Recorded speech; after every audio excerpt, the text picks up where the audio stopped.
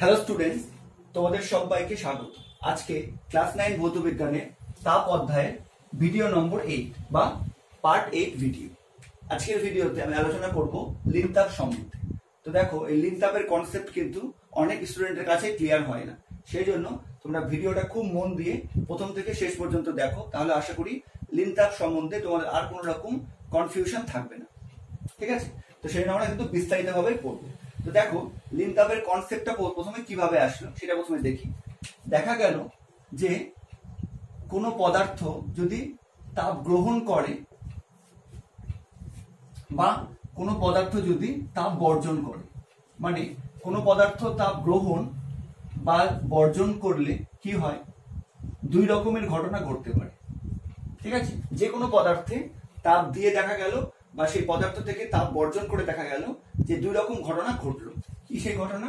এক নম্বর হচ্ছে পদার্থের উষ্ণতার পরিবর্তন ঘটে,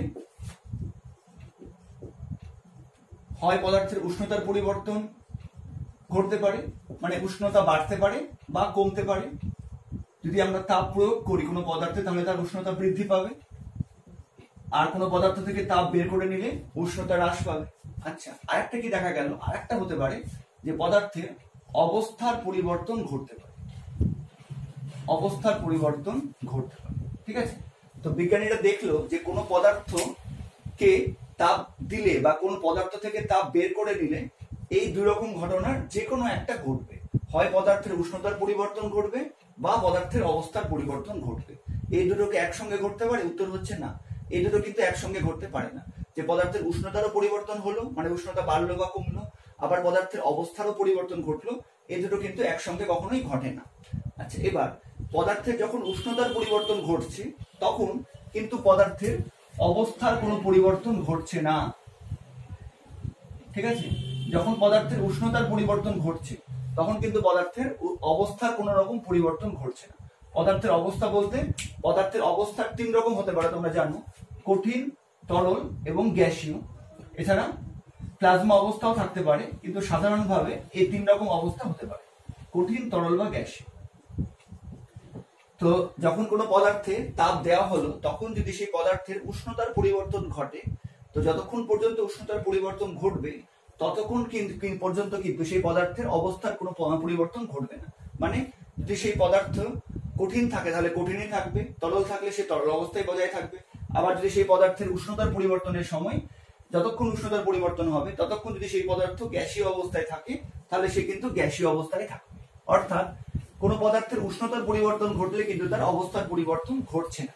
ঠিক আছে, তো তার মানে যখন কোনো পদার্থের উষ্ণতার পরিবর্তন ঘটছে তখন সেই উষ্ণতা যেহেতু আমরা পরিমাপ করতে পারছি থার্মোমিটারের সাহায্যে খুব সহজে। তো এই যে তাপ দিচ্ছি, তার মানে আমরা তাপ দিচ্ছি আর তার এফেক্ট আমরা বুঝতে পারছি, এই ধরনের তাপকে আমরা বলছি বোধগম্য তাপ বা সেন্সিবল হিট, বোধগম্য তাপ।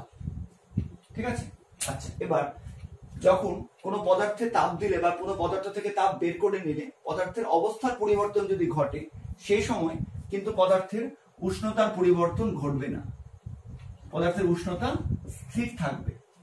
ক্লিয়ার হলো?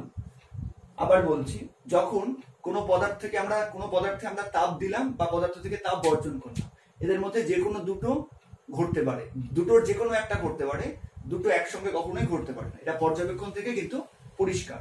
আচ্ছা, যখন পদার্থের উষ্ণতার পরিবর্তন ঘটবে তখন কিন্তু পদার্থের অবস্থার পরিবর্তন ঘটবে।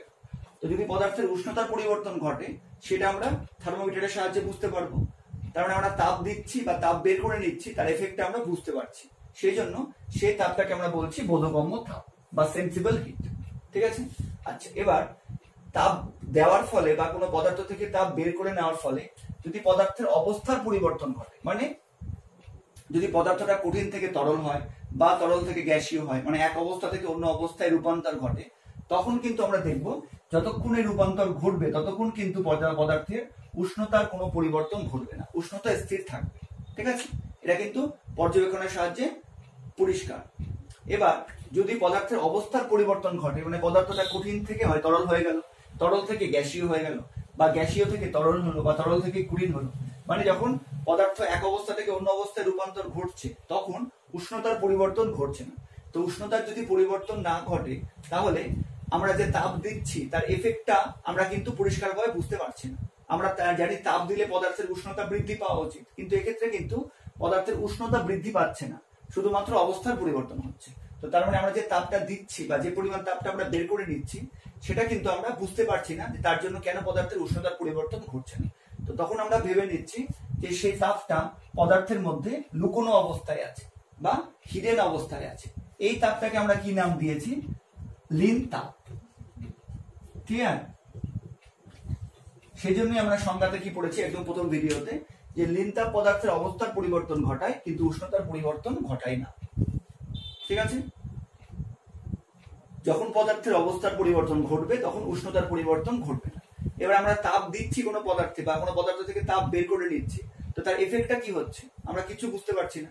আমরা দেখছি পদার্থের উষ্ণতা একই আছে, উষ্ণতা চেঞ্জ হচ্ছে না যতক্ষণ অবস্থার পরিবর্তন ঘটছে। তার মানে আমরা ধরে নিচ্ছি যে সেই তাপটা ওই পদার্থের মধ্যে কোথাও লুকোনো অবস্থায় আছে, সেই জন্য সে কোনো কাজ করতে পারছে না, এরকম আমাদের মনে হচ্ছে। সেখান থেকে এই লীন তাপ কথাটা এসেছে। লীন মানে হচ্ছে লুকোনো, লুকোনো তাপ বা হিডেন হিট, এটাকে আমরা বলি লীন তাপ। তো তার মানে তোমরা বুঝতে পারছো যে লীন তাপ সম্বন্ধে যদি আমাদের কনসেপ্টটা ক্লিয়ার করতে হয় তাহলে আমাদের এই যে পদার্থের যে অবস্থার পরিবর্তন ঘটছে এটা আমাদের একদম ক্লিয়ার ভাবে জানতে হবে। তো সেই জন্য লীন তাপের কনসেপ্টে আমরা আসবো, কিন্তু তার আগে আমরা এই পদার্থের যে অবস্থার পরিবর্তন এইটা কি এটা আমরা বিস্তারিতভাবে প্রথমে পড়বো, তাহলে কিন্তু লীন তাপ সম্বন্ধে বুঝতে আমাদের খুব সুবিধা হবে। ঠিক আছে? মানে বুঝতে পারলে এইটুকুর মধ্যে কি পড়লাম আমরা, যে পদার্থের তাপ দিলে বা তাপ বের করে নিলে কি ঘটে। এবারে আমরা কি পড়বো? পদার্থের অবস্থার পরিবর্তন। পদার্থের অবস্থার পরিবর্তন বা যেটাকে আমরা বলতে পারি পদার্থের অবস্থান্তর, একই কথা, change of state of matter. অবস্থান্তর বা অবস্থার পরিবর্তন একই কথা। ঠিক আছে? এটা কি দেখো, যেমন এখানে বললাম আমি সেই জিনিসটা যে তাপ প্রয়োগ বা নিষ্কাশনের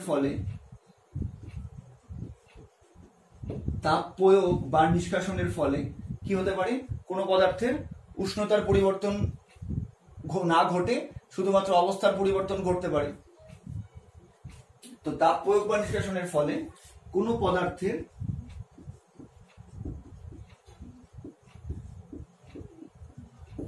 এক অবস্থা থেকে তাপ প্রয়োগ বা নিষ্কাশনের ফলে কোনো পদার্থের এক অবস্থা থেকে অন্য অবস্থায়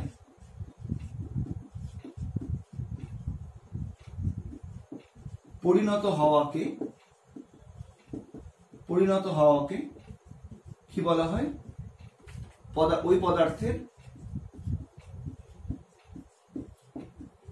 অবস্থান্তর বলা হয়। তো অবস্থান্তর কথাটার মানেই হচ্ছে এক অবস্থা থেকে অন্য অবস্থায় রূপান্তর। ঠিক আছে? তো কাকে বলবো এটা? তাপ প্রয়োগ বা নিষ্কাশনের ফলে কোনো পদার্থের এক অবস্থা থেকে অন্য অবস্থায় পরিণত হওয়াকে কি বলা হয়? ওই পদার্থের অবস্থান্তর বা অবস্থার পরিবর্তন বলা হয়। আচ্ছা, এবার কয়েকটা উদাহরণ দিলে খুব সহজে হয়ে যাবে ব্যাপারটা। যেমন ধরো, কঠিন পদার্থকে আমরা কি করছি? তাপ দিচ্ছি। কঠিন পদার্থকে যদি আমরা তাপ দিই, মানে কঠিন পদার্থ যদি তাপ গ্রহণ করে কি, তাহলে কি হবে? তাহলে সেই পদার্থটা কিসে পরিণত হবে? অবশ্যই তরল পদার্থে পরিণত হবে। ঠিক আছে? এবার তরল পদার্থকে যদি আমরা আবার তাপ দিই এবং তরল পদার্থ যদি সেই পরিমাণ তাপ গ্রহণ করে, যদি তাপ গ্রহণে কোনো বাধা না থাকে, তরল যদি সেই তাপটা গ্রহণ করে, তাহলে তরল অবস্থা থেকে কি হয়ে যাবে? সেটা গ্যাসীয় অবস্থায় হয়ে যাবে, গ্যাসীয় অবস্থায় চলে আসবে বা বাষ্প অবস্থায় চলে আসবে। তাই তো?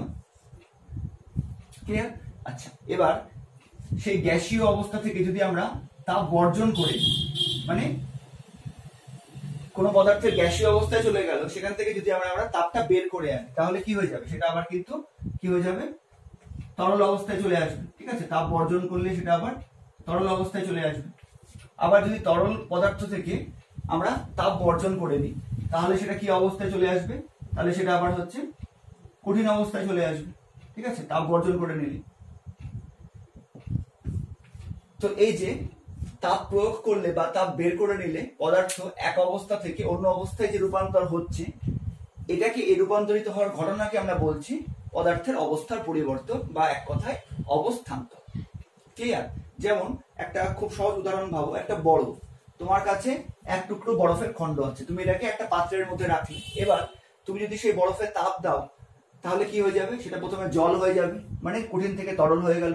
আচ্ছা, এবার সেই বাটিটাকে তুমি হচ্ছে ওভেনের উপর বসিয়ে তাপ দাও, তাহলে কি হয়ে যাবে? সেটা দেখবে হচ্ছে তাপ গ্রহণ করে আস্তে আস্তে কি হয়ে যাবে? জল ফুটতে শুরু করবে এবং একসময় দেখা যাবে সেই তরলটা কি হয়ে যাবে? সেই তরলটা হচ্ছে বাষ্প হয়ে যাবে বা গ্যাসীয় অবস্থায় চলে আসবে। এবার সেই বাষ্পকে সংগ্রহ করে যদি সেখান থেকে আমরা তাপ বের করে নিই বা ঠান্ডা করে নিই, তাহলে সেটা কি হয়ে যাবে? আবার গ্যাসীয় অবস্থা থেকে বা বাষ্প অবস্থা থেকে তরল অবস্থায় চলে আসলো। এবার সেই তরল অবস্থা মানে জলকে যদি আমরা আবার ফ্রিজে রেখে দিই তাহলে আবার কি হয়ে যাবে? সেটা জমে বরফ হয়ে যাবে, মানে কঠিন হয়ে যাবে। ঠিক আছে? আমরা আশা করি বুঝতে পারলে যে তাপ, কোনো পদার্থকে তাপ দিলে বা তাপ বের করে নিলে সেই পদার্থ কি হচ্ছে? এক অবস্থা থেকে রূপান্তরিত হয়ে অন্য অবস্থায় রূপান্তর হচ্ছে। এটাকে আমরা বলছি পদার্থের অবস্থান্তর। আচ্ছা, আমরা এর জন্য কিন্তু নামও ঠিক করেছি। যেমন ধরো, যখন কোনো পদার্থ কঠিন থেকে গলে তরল হচ্ছে তখন আমরা কি বলি? তার গলন ঘটছে। ঠিক আছে? আবার যখন কোনো পদার্থ তরল থেকে গ্যাসীয় অবস্থায় আসছে তখন আমরা কি বলি? তার বাষ্পীভবন হচ্ছে। তো বাষ্পীভবন মানে কিন্তু বাষ্পীভবনের মধ্যে কিন্তু বাষ্পায়নও পড়ছে, স্ফুটনও পড়ছে। আবার কোনো পদার্থকে গ্যাসীয় অবস্থায় থাকা কোনো অবস্থা থেকে যদি আমরা তাপ বের করে নিই তাহলে সেটা তরল অবস্থায় চলে আসছে। এই গ্যাসীয় অবস্থা থেকে তরল অবস্থায় আসার যে ঘটনা, তাকে আমরা কি নাম দিয়েছি? ঘনীভবন। ঠিক আছে? আবার তরল থেকে যখন কোনো পদার্থ কঠিন অবস্থায় চলে আসছে তখন আমরা তার নাম কি দিয়েছি? কঠিনীভবন। এইভাবে আমরা ভাগ করে নিয়েছি প্রতিটা আলাদা আলাদা ক্ষেত্রে। ঠিক আছে? কঠিনকে তাপ দিলে গলে তরল হচ্ছে, সেটাকে বলছি গলন। তরলকে আবার তাপ দিলে সেটা গ্যাসীয় বা বাষ্প অবস্থায় চলে আসছে, এটাকে বলছি বাষ্পীভবন। আবার সেই গ্যাসীয় অবস্থা থেকে তাপ বর্জন করে নিলে সেটা বলে আবার হচ্ছে তরল অবস্থায় চলে আসছে, এটাকে বলছি ঘনীভবন। আবার সেই ঘনীভূত বা তরল অবস্থা থেকে যদি আমরা আরো তাপ বের করে দিই তাহলে কি হবে? সেটা হয়ে যাচ্ছে কঠিন, এটাকে আমরা বলছি কঠিনীভবন। ঠিক আছে? আচ্ছা, এবার এই যে পদার্থের যে অবস্থার পরিবর্তন, সেটা আবার কিন্তু দুই রকম হতে পারে। আমরা এখান থেকে দেখে বুঝতে পারছি, একটা হতে পারে উচ্চ অবস্থান্তর। পদার্থের যে অবস্থান্তর সেটাকে আবার এবার আমরা দুই ভাগে ভাগ করতে পারি, একটা উচ্চ অবস্থান্তর, একটা হচ্ছে নিম্ন অবস্থান্তর। ঠিক আছে?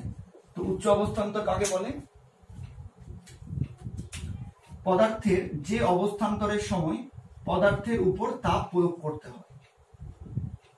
আমি শুধু শর্টে লিখলাম, তোমরা পুরোটা গুছিয়ে লিখে নাও যে পদার্থের যে অবস্থান্তরের সময় পদার্থের উপর তাপ প্রয়োগ করতে হয় সেই অবস্থান্তরকে বলা হয় উচ্চ অবস্থান্তর। ঠিক আছে? কোনো পদার্থের যে অবস্থান্তরের সময় পদার্থের উপর তাপ প্রয়োগ করতে হয় সেই অবস্থান্তরকে বলা হয় উচ্চ অবস্থান্তর। যেমন কোনো পদার্থ যখন কঠিন থেকে তরল হচ্ছে তখন কি করতে হচ্ছে? তাকে তাপ গ্রহণ করতে হচ্ছে, মানে সেই পদার্থের উপর তাপ দিতে হচ্ছে, সেই জন্য কঠিন থেকে তরল হচ্ছে উচ্চ অবস্থান্তর। বা যখন কোনো পদার্থ তরল অবস্থা থেকে গ্যাসীয় অবস্থায় আসছে তখনও তাকে তাপ গ্রহণ করতে হচ্ছে বা তার উপর তাপ প্রয়োগ করতে হচ্ছে, তার মানে তরল থেকে গ্যাসীয়, এটাও কিন্তু উচ্চ অবস্থান্তর। তাহলে উচ্চ অবস্থান্তরের উদাহরণ কি হলো? কঠিন থেকে তরল বা তরল থেকে গ্যাসীয়, দুই ক্ষেত্রেই পদার্থের উপর তাপ প্রয়োগ করতে হচ্ছে। তো এই জন্য এই ধরনের অবস্থান্তরকে আমরা বলবো উচ্চ অবস্থান্তর। আর নিম্ন অবস্থান্তর কি? ঠিক এর বিপরীত। পদার্থের যে অবস্থান্তরের সময় পদার্থ থেকে তাপ বর্জন করতে হয়, পদার্থের যে অবস্থান্তরের সময় পদার্থ থেকে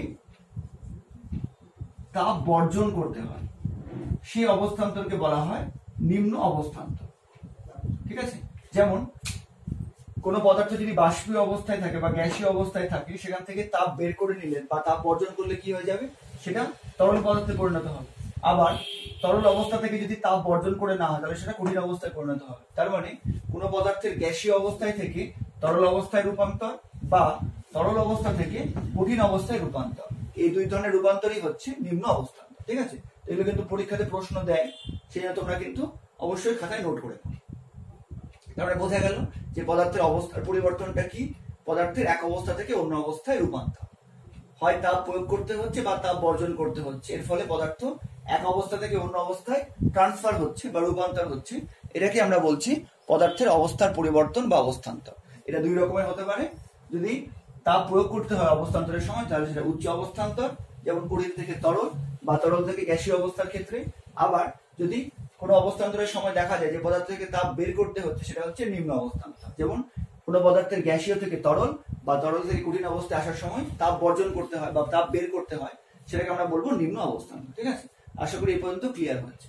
এবার আমরা লিন তাপের মূল বিষয়টা ভালো করে বুঝতে পারবো। এবার ভালো করে ভেবে দেখো যে যখন পদার্থের অবস্থান্তর হচ্ছে তখন তো আমরা তাপ দিচ্ছি, ঠিক আছে, কিন্তু এই তাপটা যাচ্ছে কোথায়? এবার তোমরা বলতে পারো যে স্যার কঠিন থেকে যখন তরল হচ্ছে বা তরল থেকে যখন গ্যাসীয় হচ্ছে তখন পদার্থের অবস্থার পরিবর্তন ঘটছে। তার মানে আমরা যে তাপটা দিচ্ছি পদার্থের অবস্থান্তরের সময় পদার্থ কিন্তু সেই পরিমাণ তাপটা গ্রহণ বা বর্জন করছে, কিন্তু সেই তাপ দিয়ে সে কি করছে, নিজের অণুর যে সজ্জারীতি আছে বা নিজের যে বিন্যাস আছে সেটাকে পরিবর্তন করছে। কিরকম ভাবে হচ্ছে এইটা এবার ভালো করে আমরা বোঝার চেষ্টা করি। ঠিক আছে, দেখো এবার কিন্তু খুব ভালো করে বোঝো যে লিন তাপের কনসেপ্টটা এর মধ্যে আছে। তো আমরা এই পর্যন্ত কি বুঝলাম যে যখনই পদার্থের অবস্থার পরিবর্তন হবে তখন কিন্তু উষ্ণতার পরিবর্তন হবে না। কেন হবে না তার মধ্যে লিন তাপের কনসেপ্টটা লুকিয়ে আছে। ঠিক আছে, দেখো এটা আমরা একটা উদাহরণের মাধ্যমে বোঝার চেষ্টা করি, তাহলে কিন্তু বিষয়টা ক্লিয়ার হবে। ধরে নাও এটা একটা বিকার, ঠিক আছে, এই বিকারের মধ্যে আমি কি করলাম, এক খণ্ড বরফের টুকরো রেখে দিলাম। ঠিক আছে, এটা কি, এটা একটা বরফের টুকরো, একটা বরফের কিউব। এর উষ্ণতা কত, আমি ধরে নিচ্ছি এর উষ্ণতা -10°C। ঠিক আছে, আর এর মধ্যে কি করেছি, এর মধ্যে আমি এর সঙ্গে একটা থার্মোমিটার আমি রেখে দিয়েছি। ঠিক আছে, এর সঙ্গে একটা থার্মোমিটার আমি আটকে দিয়েছি। বুঝা গেল, একটা বিকার নিলাম, তার মধ্যে একটা বরফের খণ্ড নিলাম যার উষ্ণতা ধরলাম -10°C, মানে সেটা একদম কঠিন অবস্থায় আছে। ঠিক আছে, এবার এর সঙ্গে একটা থার্মোমিটার আমি অ্যাটাচ করে দিলাম যাতে আমি উষ্ণতা সম্বন্ধে খুব সহজে দেখতে পারি। আর একটা যেহেতু বিকার নিয়েছি আমি বাইরে থেকে দেখে বুঝতে পারবো, ধরো এর সঙ্গে একটা থার্মোমিটার আমি যুক্ত করে দিয়েছিলাম। ঠিক আছে, এবার আমি কি করছি, একে তাপ দিচ্ছি। ঠিক আছে, এবার আমি ধরো ওভেনের উপর বসিয়ে বা বুনসেন বার্নারের সাহায্যে একে আমি তাপ দিচ্ছি। ঠিক আছে, একে আমি তাপ দিচ্ছি, এই বরফটা তাপ গ্রহণ করছে। এবার কি দেখা যাবে, তাপ দিলে কি হবে, বরফের উষ্ণতা আস্তে আস্তে বাড়বে। ঠিক আছে, তো -10° থেকে উষ্ণতা বাড়তে থাকলে কত হবে, -10°C থেকে -9 হবে, এভাবে করতে -8 হবে, -7°C হবে, -6, -5, -4, -3, -2, -1। তো যতক্ষণ পর্যন্ত -10°C থেকে -1°C পর্যন্ত আসবে ততক্ষণ পর্যন্ত আমরা কি খেয়াল করব যে আমরা তাপ দিচ্ছি আর বরফের উষ্ণতা বৃদ্ধি পাচ্ছে। ঠিক আছে, তাপ দিচ্ছি, বরফের উষ্ণতা বৃদ্ধি পাচ্ছে, কিন্তু বরফ কিন্তু গলতে শুরু করেনি, কারণ বরফের গলনাঙ্ক কত, 0°C। ঠিক আছে, তার মানে এই যে -10°C থেকে -1°C সেখানে কি হচ্ছে, পদার্থের উষ্ণতার পরিবর্তন ঘটছে। সেটা আমরা থার্মোমিটারে বুঝতে পারছি, কিন্তু পদার্থের অবস্থার পরিবর্তন ঘটছে না, কারণ বরফটা প্রথমেও কঠিন ছিল যখন -10°C ছিল, এখন তাপ গ্রহণ করার ফলে -1°C যখন আসলো তখনও কিন্তু কঠিন অবস্থায় আছে। তার মানে এই -10°C থেকে -1°C এর মধ্যে কি হয়েছে, এই বরফের উষ্ণতার পরিবর্তন ঘটেছে কিন্তু অবস্থার পরিবর্তন ঘটেনি। এই তাপকে আমরা কি বলবো, বোধগম্য তাপ। ঠিক আছে, এবার যখন আমরা কিন্তু কন্টিনিউ তাপ দিয়ে যাচ্ছি, এবার -1°C থেকে যখন 0°C চলে আসলো, ঠিক আছে, তখন এক অদ্ভুত ঘটনা ঘটলো। কি অদ্ভুত ঘটনা ঘটলো, তখন আমরা দেখলাম যে এই যে থার্মোমিটারটা যে আমরা যুক্ত করে রেখেছি, আমরা কিন্তু কন্টিনিউ তাপ দিয়ে যাচ্ছি, কিন্তু যখন বরফের উষ্ণতা 0°C চলে আসলো তখন দেখলাম থার্মোমিটারের কিন্তু রিডিংটা স্থির হয়ে আছে। মানে থার্মোমিটারের কিন্তু আমরা উষ্ণতা বাড়ছেও না কমছেও না, 0°C আছে। ঠিক আছে, বোঝা গেল ব্যাপারটা, -10° থেকে -1°C পর্যন্ত বা 0°C আগে পর্যন্ত কিন্তু আমরা দেখছি তাপ দিচ্ছি, বরফের উষ্ণতাও বাড়ছে, কিন্তু অবস্থার পরিবর্তন হচ্ছে না, এটাকে আমরা বলছি বোধগম্য তাপ। কিন্তু যখন এই বরফের উষ্ণতা আমরা থার্মোমিটারের সাহায্যে দেখলাম যে 0°C চলে আসলো, তখন আমরা কি অদ্ভুত ঘটনা লক্ষ্য করলাম, যে তখন কিন্তু বরফটা দেখলাম গলতে শুরু করলো, কিন্তু থার্মোমিটারের কিন্তু রিডিং আমরা খুব ভালো করে দেখলাম যে 0°তে স্থির হয়ে আছে। এবার আমরা আরো কি খেয়াল করলাম পরবর্তীতে, যে যতক্ষণ পর্যন্ত না সম্পূর্ণ বরফ গলে জল হয়ে গেল ততক্ষণ পর্যন্ত কিন্তু উষ্ণতা 0°C থাকলো, সেটা আমরা থার্মোমিটারের পার্ট থেকে বুঝতে পারবো। এবার তারপরে যখন সম্পূর্ণ বরফ গলে জল হয়ে গেল তখন কিন্তু আবার দেখছি থার্মোমিটারের পার্টটা আস্তে আস্তে বাড়ছে, 1, 2, 3, 4 এইভাবে আগের নিয়মে বাড়ছে। তার মানে যতক্ষণ পর্যন্ত সম্পূর্ণ বরফটা গলে জল হলো না ততক্ষণ পর্যন্ত কিন্তু হচ্ছে থার্মোমিটারের উষ্ণতার কোনো পরিবর্তন হলো না, মানে পদার্থের কিন্তু উষ্ণতার কোনো পরিবর্তন হলো না।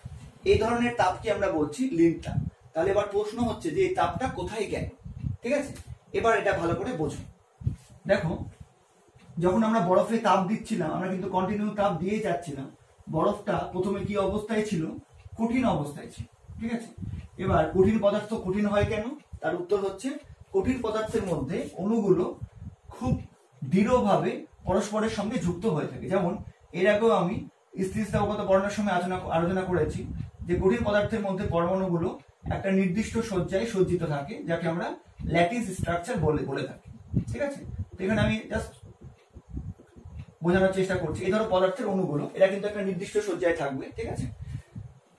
তো এই কঠিন, যখন বরফটা কঠিন অবস্থায় ছিল তখন কিন্তু এই অণুগুলো কি ছিল? কাছাকাছি ছিল, তাই না? এই অণুগুলোর মধ্যে তীব্র আকর্ষণ বল বা তীব্র সংশক্তি বল কাজ করছিল। সেই বলের প্রভাবে অণুগুলো কি ছিল? খুব কাছাকাছি ছিল। এবার যখন আমি তাপ দিতে শুরু করলাম তখন কি হলো?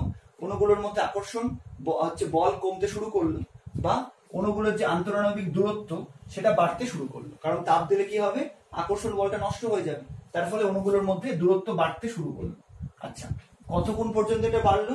-10 ডিগ্রি থেকে যতক্ষণ পর্যন্ত না 0 ডিগ্রিতে চলে আসলো ততক্ষণ পর্যন্ত কিন্তু এই হচ্ছে অণুর যে গঠনটা সেটা সম্পূর্ণরূপে চেঞ্জ হলো না, ঠিক আছে? কিন্তু যখনই 0 ডিগ্রি সেলসিয়াসে চলে আসলো তখন কিন্তু এই বরফটা অনেকটা তাপ গ্রহণ করেছে। তার ফলে কি হয়েছে? অণুগুলোর মধ্যে আকর্ষণ বল কিন্তু অনেক কমে গেছে। তার ফলে অণুগুলো কি হবে? ছড়িয়ে ছিটিয়ে গেল, মানে পরস্পর থেকে দূরে সরে গেল। অণুগুলোর মধ্যে আন্তরাণবিক ব্যবধান বা আন্তরাণবিক দূরত্ব বেড়ে গেল। তখন কি হলো? এই বরফটা কিন্তু গলতে শুরু করলো, ঠিক আছে? এই বরফটা গলতে শুরু করলো। এবার যখনই 0 ডিগ্রি সেলসিয়াসে আসলো তখন কি সম্পূর্ণ বরফ একবারে গলে গেল? উত্তর হচ্ছে না, সম্পূর্ণ বরফ কিন্তু একবারে গলে যায়নি। খুব ভালো করে বোঝো এই জায়গাটা। আমরা যে তাপ দিচ্ছি তার প্রভাবে কি হচ্ছে? অণুগুলোর মধ্যে দূরত্ব বাড়তে শুরু করলো, ঠিক আছে? এবার যখন 0 ডিগ্রি সেলসিয়াসে চলে আসলো তখন কিন্তু অণুগুলোর মধ্যে দূরত্ব এতটা বেড়ে গেল যে এটা আর কঠিন অবস্থায় থাকতে পারলো না। এটা আস্তে আস্তে হচ্ছে মেল্ট হতে শুরু করলো, বা বরফটা আস্তে আস্তে তরল অবস্থায় বা জল হতে শুরু করলো। এবার ধরো সম্পূর্ণ অংশে তো একবার এরকম হলো না, কোনো একটা অংশ প্রথমে গললো, তার মানে হচ্ছে সেই অংশের অণুগুলোর মধ্যে দূরত্ব অনেক বেড়ে গেল। এবার আমরা কিন্তু কন্টিনিউ তাপ দিয়ে চলেছি, তার মানে আমরা যে তাপ দিচ্ছি সেটা কি করছে? সেটা কিন্তু অণুগুলোর যে বিন্যাস বা অণুগুলোর মধ্যে যে আন্তরাণবিক ব্যবধান সেটা বৃদ্ধি করতে কাজে লেগে যাচ্ছে। সেই জন্য এই তাপটা কিন্তু উষ্ণতার বৃদ্ধি ঘটাতে পারছে না। আবার ভালো করে বোঝো, আমরা যে উষ্ণতা দিয়ে চলেছি, তো যখনই বরফের উষ্ণতা 0 ডিগ্রি সেলসিয়াসে চলে আসলো তখন দেখা গেল যে বরফের একটা অংশ গলতে শুরু করলো, গলে জল হতে শুরু করলো। তার মানে আমরা যে তাপ দিচ্ছি তা সেটা কোন কাজে ব্যয়িত হচ্ছে? সেটা কিন্তু অণুগুলোর মধ্যে আন্তরাণবিক ব্যবধান বৃদ্ধি করতে সাহায্য করছে। অণুগুলোর যে সজ্জা রীতি সেটা চেঞ্জ করতে সাহায্য করছে। কারণ কঠিন পদার্থের তুলনায় তরল পদার্থের অণুগুলোর মধ্যে দূরত্ব কি থাকে? বেশি থাকে। সেজন্যই তারা তরল, সেজন্যই তারা হচ্ছে পাত্রের আকার দখল করে বা পাত্রের আয়তন দখল করে। তারপরে আমরা যে তাপটা দিচ্ছি সেই তাপটা কোন কাজে ব্যয় হচ্ছে? অণুগুলোর যে হচ্ছে বিন্যাস রীতি বা সজ্জা রীতি সেটা ভেঙে তরল পদার্থের যে নতুন বিন্যাস আছে সেটার জন্য আমাদের তাপটা ব্যয় হচ্ছে। সেই জন্য কিন্তু উষ্ণতা বৃদ্ধি পেতে পারছে না। এবার যতক্ষণ পর্যন্ত সম্পূর্ণ বরফ গলছে না ততক্ষণ পর্যন্ত কিন্তু এই যে কঠিন পদার্থের বা বরফের যে সজ্জা রীতি ছিল সেটা চেঞ্জ হচ্ছে। তারপরে আমরা কিন্তু কন্টিনিউ তাপটা দিয়ে যাচ্ছি। সেই তাপটা কোন কাজে ব্যয় হচ্ছে? সেই তাপটা কিন্তু এই বরফকে কঠিন অবস্থা থেকে তরল অবস্থায় আনার জন্য যে বরফের যে অণুগুলোর যে সজ্জা রীতি চেঞ্জ হওয়া দরকার সেই চেঞ্জ হওয়ার কাছে ব্যয় হচ্ছে, ঠিক আছে? এবার যখন হচ্ছে সম্পূর্ণ সজ্জা রীতি চেঞ্জ হয়ে গেল, মানে অণুগুলোর মধ্যে দূরত্ব বেড়ে গেল, সম্পূর্ণ বরফটা গলে জল হয়ে গেল, ততক্ষণ পর্যন্ত কিন্তু সেই জন্য উষ্ণতার কোনো পরিবর্তন হলো না। কারণ যতক্ষণ পর্যন্ত না সম্পূর্ণ বরফটা গলে জল হচ্ছে ততক্ষণ পর্যন্ত কিন্তু সেই তাপটা কোন কাজে ব্যয় হলো? আবার বলছি, অণুগুলোর মধ্যে যে আন্তরাণবিক ব্যবধানটা খুব কম ছিল কঠিন পদার্থের জন্য বা আকর্ষণ বলটা বেশি ছিল। এবার যখন বরফটা গলতে শুরু করলো তখন কি হলো? অণুগুলোর মধ্যে দূরত্ব বাড়তে শুরু করলো এবং আমাদের যে তাপটা দিচ্ছি সেই তাপটা কিন্তু অণুগুলোর সজ্জা রীতি চেঞ্জ করতে ব্যয় হলো। সেই জন্য কিন্তু এই তাপটা উষ্ণতা বৃদ্ধি করতে পারলো না।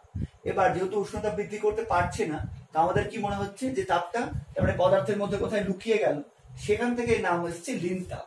লিন তাপ মানেই হচ্ছে লুকোনো তাপ। বোঝা গেল ব্যাপারটা?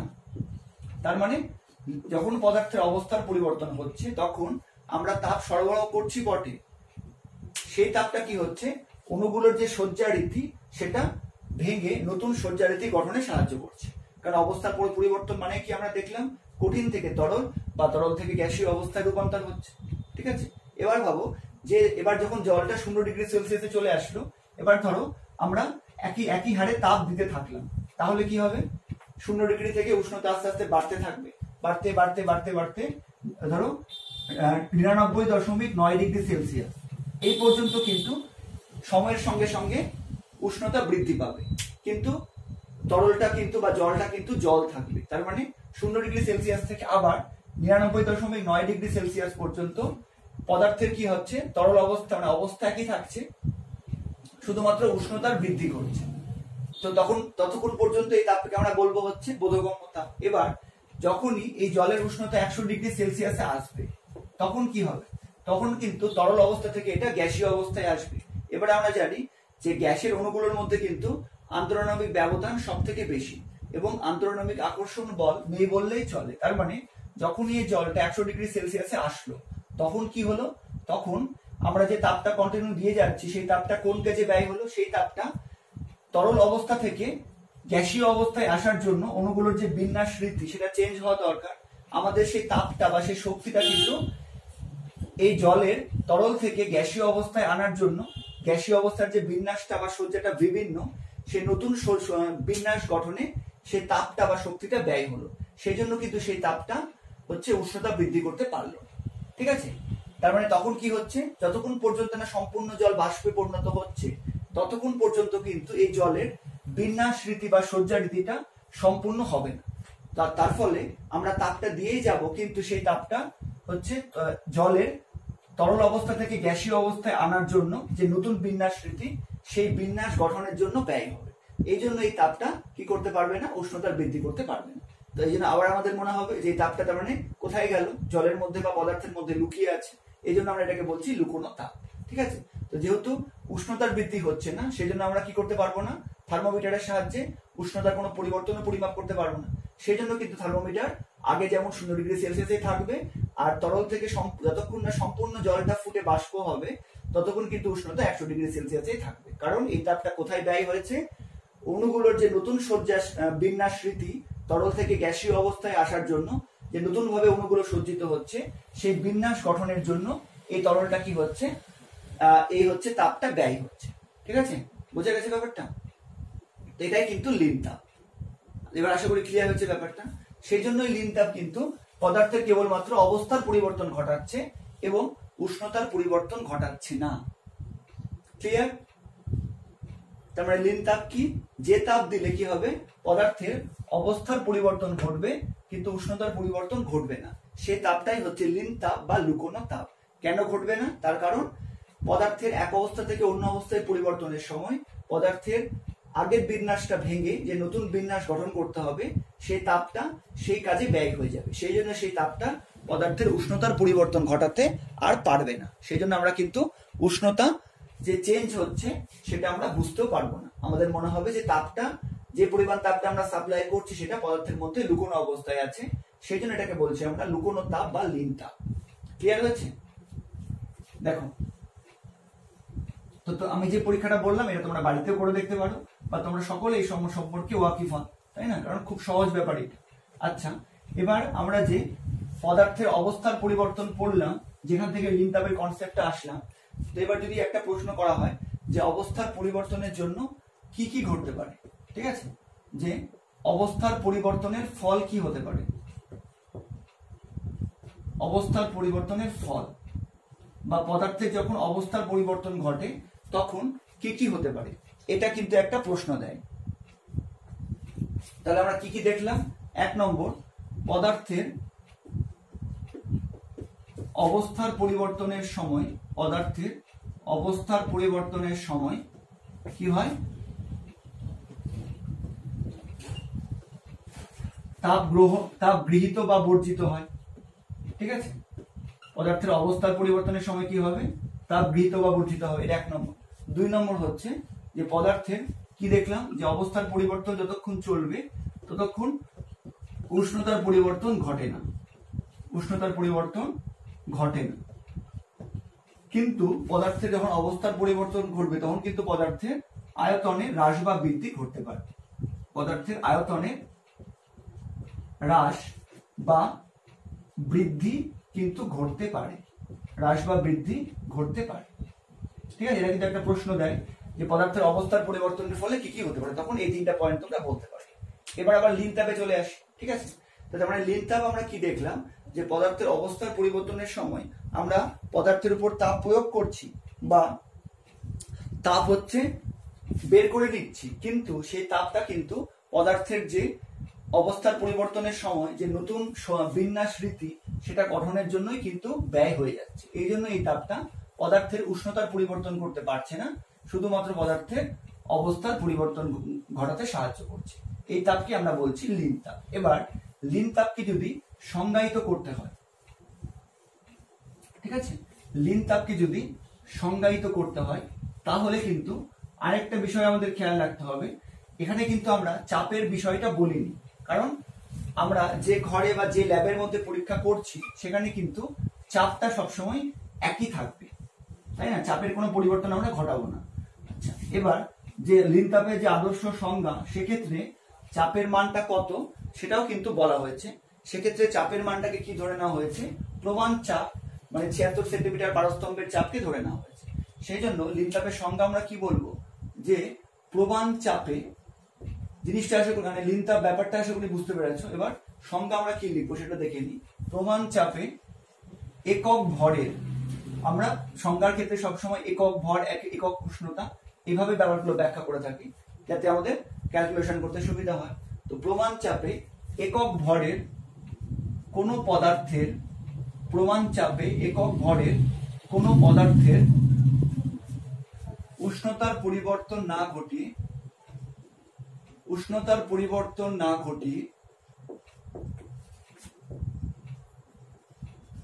উষ্ণতার পরিবর্তন না ঘটিয়ে শুধুমাত্র কি দেখলাম, কিসের পরিবর্তন হলো, শুধুমাত্র অবস্থার পরিবর্তন হলো। তাই বলছি উষ্ণতার পরিবর্তন না ঘটিয়ে শুধুমাত্র অবস্থার পরিবর্তন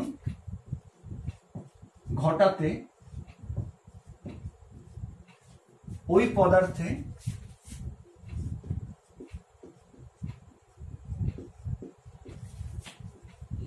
যে পরিমাণ তাপ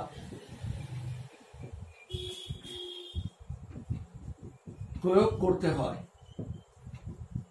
যে পরিমাণ তাপ প্রয়োগ করতে হয় ওই পদার্থ থেকে বা ওই পদার্থ থেকে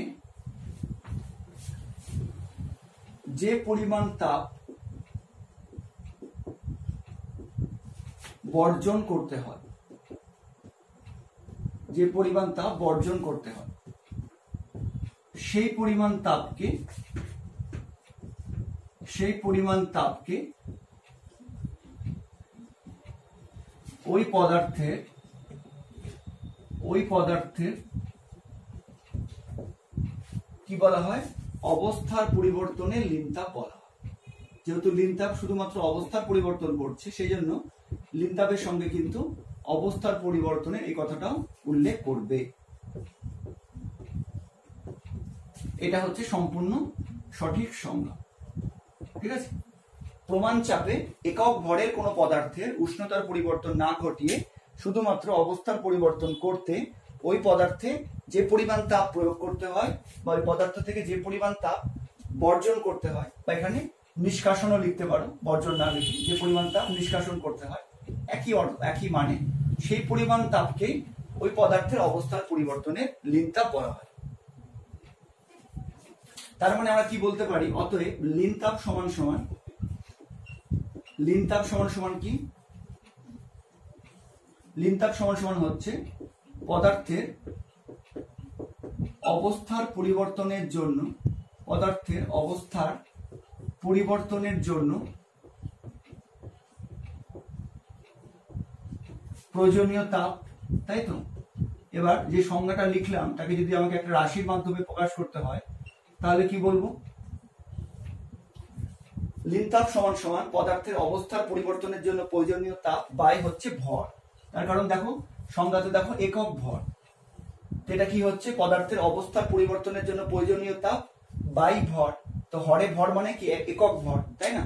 কারণ একক আয়তন মানে আয়তনটা হরে চলে আসে, ঠিক তেমনি একক ভর মানেই হচ্ছে হরে কি থাকবে, শুধুমাত্র ভর থাকবে, পার ভর। যেমন আমরা বলি পার গ্রাম, ঠিক তেমনি ভাবে পদার্থের অবস্থার পরিবর্তনের জন্য প্রয়োজনীয় তাপ প্রতি একক ভরে, সেজন্য নিচে বা স্ল্যাশ দিয়ে আমরা ভর লিখি, ঠিক আছে? এবার এটাকে যদি কোনাকুনি গুণ করি তাহলে কি পাবো দেখো, এখান থেকে কিন্তু লিন তাপের সূত্রটা আমরা পেয়ে যাবো। অতএব পদার্থের অবস্থার পরিবর্তনের জন্য, এটাকে কোনাকুনি গুণ করছে, এটা কিন্তু তোমরা করে রাখো, তাহলে সূত্রটা তোমরা প্রতিষ্ঠা করতে পারবে। পদার্থের অবস্থার পরিবর্তনের জন্য, পদার্থের অবস্থার পরিবর্তনের জন্য প্রয়োজনীয় তাপ সমান সমান কি, ওই পদার্থের লিন তাপ, যে পদার্থের অবস্থার পরিবর্তন করছে সেই পদার্থের লিন তাপ ইনটু সেই পদার্থের ভর। ক্লিয়ার? ক্লিয়ার হলো বিষয়টা? পদার্থের অবস্থার পরিবর্তনের জন্য প্রয়োজনীয় তাপ সমান সমান পদার্থের লিন তাপ ইনটু ভর। আচ্ছা, এবার লিন তাপের যেহেতু ইংরেজি কি ল্যাটেন্ট হিট, লিন তাপের যেহেতু ইংরেজি নাম হচ্ছে ল্যাটেন্ট হিট, তো সেই জন্য ল্যাটেন্টের প্রথম অক্ষর অর্থাৎ ক্যাপিটাল এল দিয়ে লিন তাপকে সূচিত করা হয়।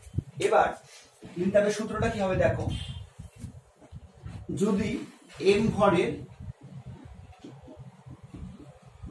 পদার্থের, যদি এম ভরের পদার্থের অবস্থার পরিবর্তন করতে, যদি এম ভরের পদার্থের অবস্থার পরিবর্তন করতে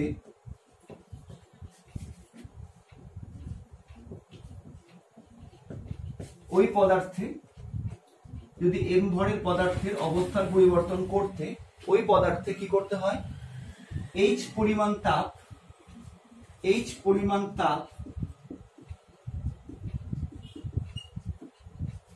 প্রয়োগ বা নিষ্কাশন করতে হয়, প্রয়োগ বা নিষ্কাশন, প্রয়োগ করলাম বা হচ্ছে বের করে নিলাম, এই বলছি প্রয়োগ বা নিষ্কাশন করতে হয়, তবে ওই পদার্থের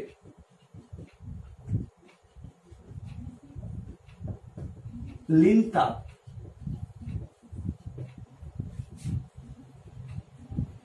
তবে ওই পদার্থের লিন তাপ না, তবে আমরা কি বলতে পারবো যে দেখো যেটা পেলাম আমরা, দেখো পদার্থের অবস্থার পরিবর্তনের জন্য প্রয়োজনীয় তাপ, তো আমরা এখানে কি ধরে নিয়েছি, এম ভরের পদার্থের অবস্থার পরিবর্তনের জন্য ওই পদার্থে এইচ পরিমাণ তাপ প্রয়োগ বা নিষ্কাশন করতে হচ্ছে, তার মানে এক্ষেত্রে প্রয়োজনীয় তাপটা কত, এইচ, ঠিক আছে, ইকুয়াল টু কি লিখেছি পদার্থের লিন তাপ, পদার্থের লিন তাপকে এল দিয়ে লেখা হয়, এল ইনটু কি আছে ভর, আমরা ভর কত ধরে নিয়েছি এম, তো এটা কত হয়ে যাবে এইচ ইকুয়াল টু এম, বোঝা গেল?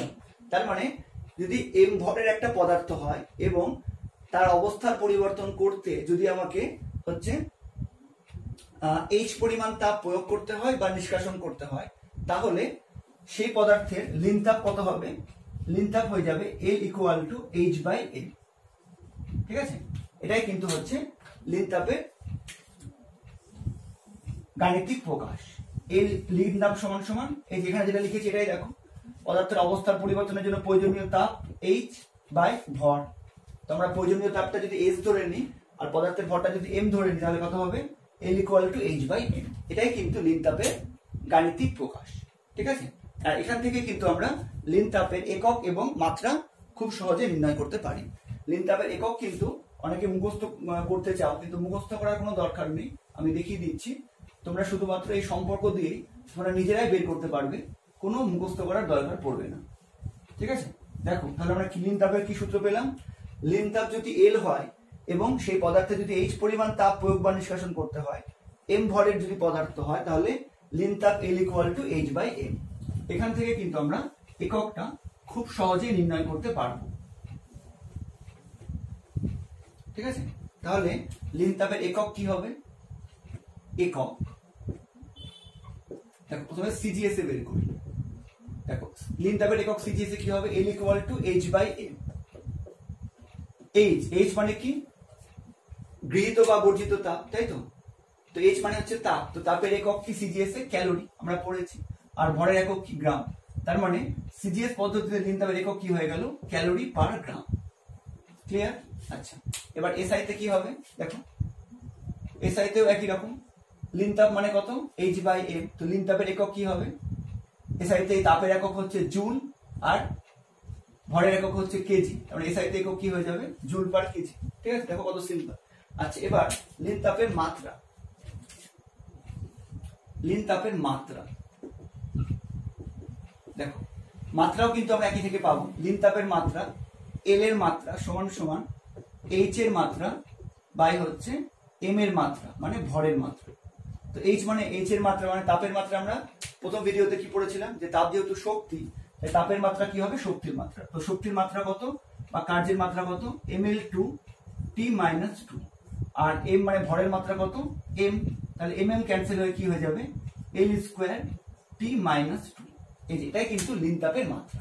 ঠিক আছে, দেখো মাত্রাও কিন্তু আলাদা করে মুখস্থ করার বা মনে রাখার কোনো দরকার নেই। ফিজিক্সে মুখস্থ বলে কিছু হয় না, পুরোটাই তোমার দেখো কনসেপ্টটা ঠিক থাকলে তুমি নিজেই এটা কিন্তু পরীক্ষা হলো তুমি কয়েক সেকেন্ডের মধ্যে নিজেই বের করতে পারবে। ঠিক আছে, তাহলে এটা হচ্ছে একক হয়ে গেল আর মাত্রা হয়ে গেল এল স্কোয়ার টি মাইনাস টু। এগুলো কিন্তু অনেক সময় দিয়ে দেয়, কারণ এগুলো অনেক সময় বইয়ে স্পষ্টভাবে থাকে না। ঠিক আছে, তাই এগুলো কিন্তু পড়বে। আচ্ছা, এবার যেটা প্রশ্ন তোমাদের মনে আসছে যে সমস্ত পদার্থের লিন তাপ কি একই হবে? উত্তর হচ্ছে না। লিন তাপ কিন্তু কোনো পদার্থের নিজস্ব বৈশিষ্ট্য। এটাও কিন্তু নোট করে নাও। ঠিক আছে, এটাও নোট করে নাও যে লিন তাপ কি? লিন তাপ পদার্থের নিজস্ব বৈশিষ্ট্য। লিন তাপ পদার্থের নিজস্ব বৈশিষ্ট্য। এই জন্য কি হবে? বিভিন্ন পদার্থের লিন তাপ কিন্তু বিভিন্ন হবে। বিভিন্ন পদার্থের লিন তাপ কি হবে? বিভিন্ন হবে।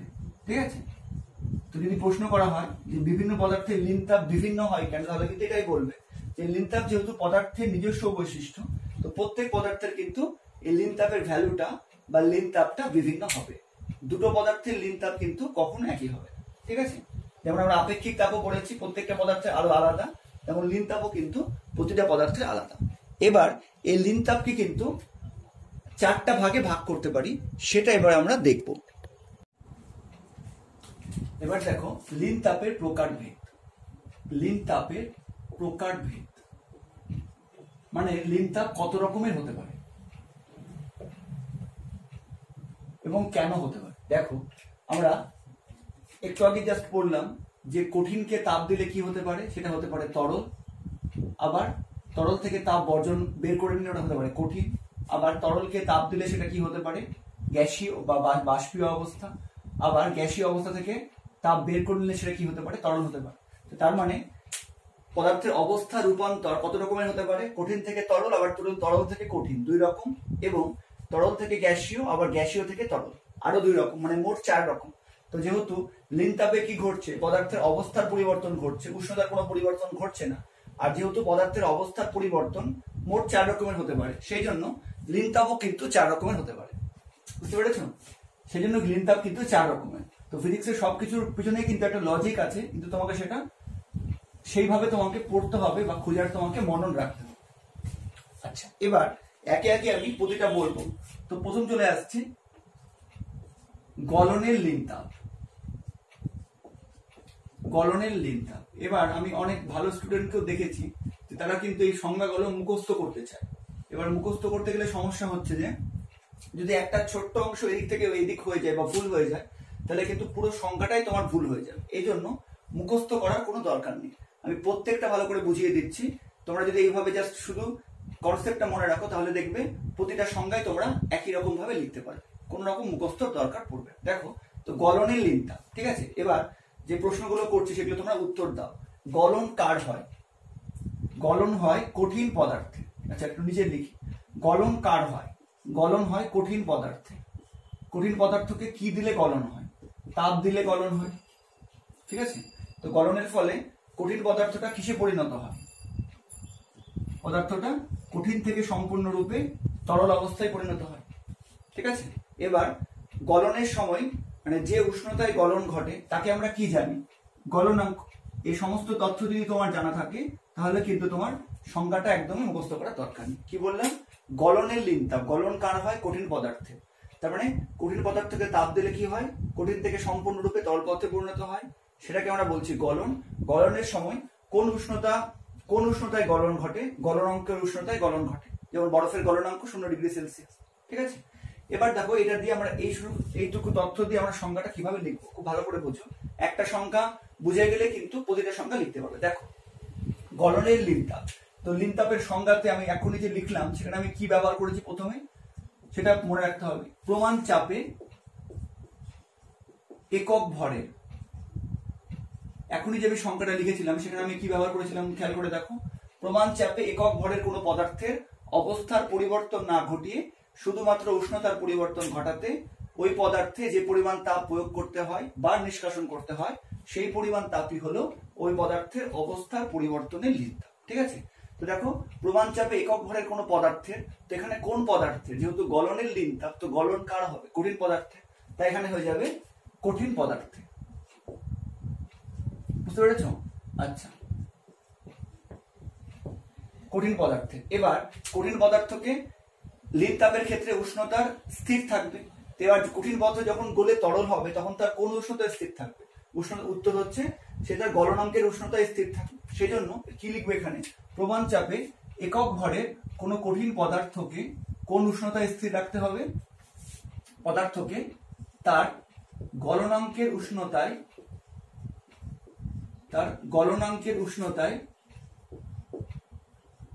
স্থির রেখে কি করব? গলনাঙ্কের উষ্ণতায় স্থির রেখে কঠিন অবস্থা থেকে গলনে কি হবে? কঠিন অবস্থা থেকে তরল হবে। কঠিন অবস্থা থেকে সম্পূর্ণরূপে কিসে পরিণত করতে? তরল অবস্থায় পরিণত করতে ওই কঠিন পদার্থে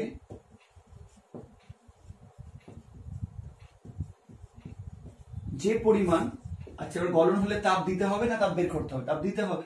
যে পরিমাণ তাপ প্রয়োগ করতে হবে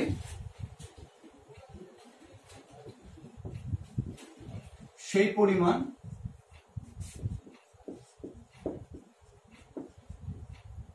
তাপকে ওই কঠিন পদার্থের গলনের লিনতাপ বলে। ক্লিয়ার? এটা হচ্ছে সংজ্ঞাটা। এবার এই সংজ্ঞাটা মনে রাখলে তুমি কিন্তু, বা একটা সংজ্ঞা পড়লে তুমি কিন্তু শুধু কনসেপ্ট গুলো চেঞ্জ করে প্রতিটা সংখ্যা মনে রাখতে হবে। দেখো এখানে হাইলাইট গুলো কি কি? প্রমাণ চাপে একক ভর, এটা তো থাকবেই।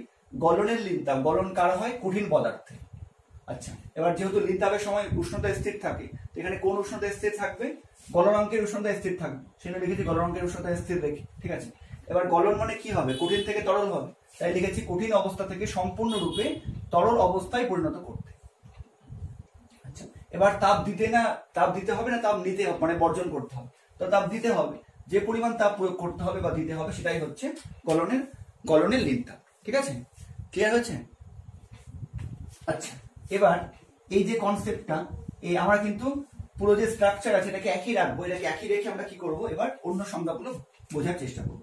দেখো 2 নম্বর হচ্ছে গলনের ঠিক উল্টো কি? কঠিনীভবন।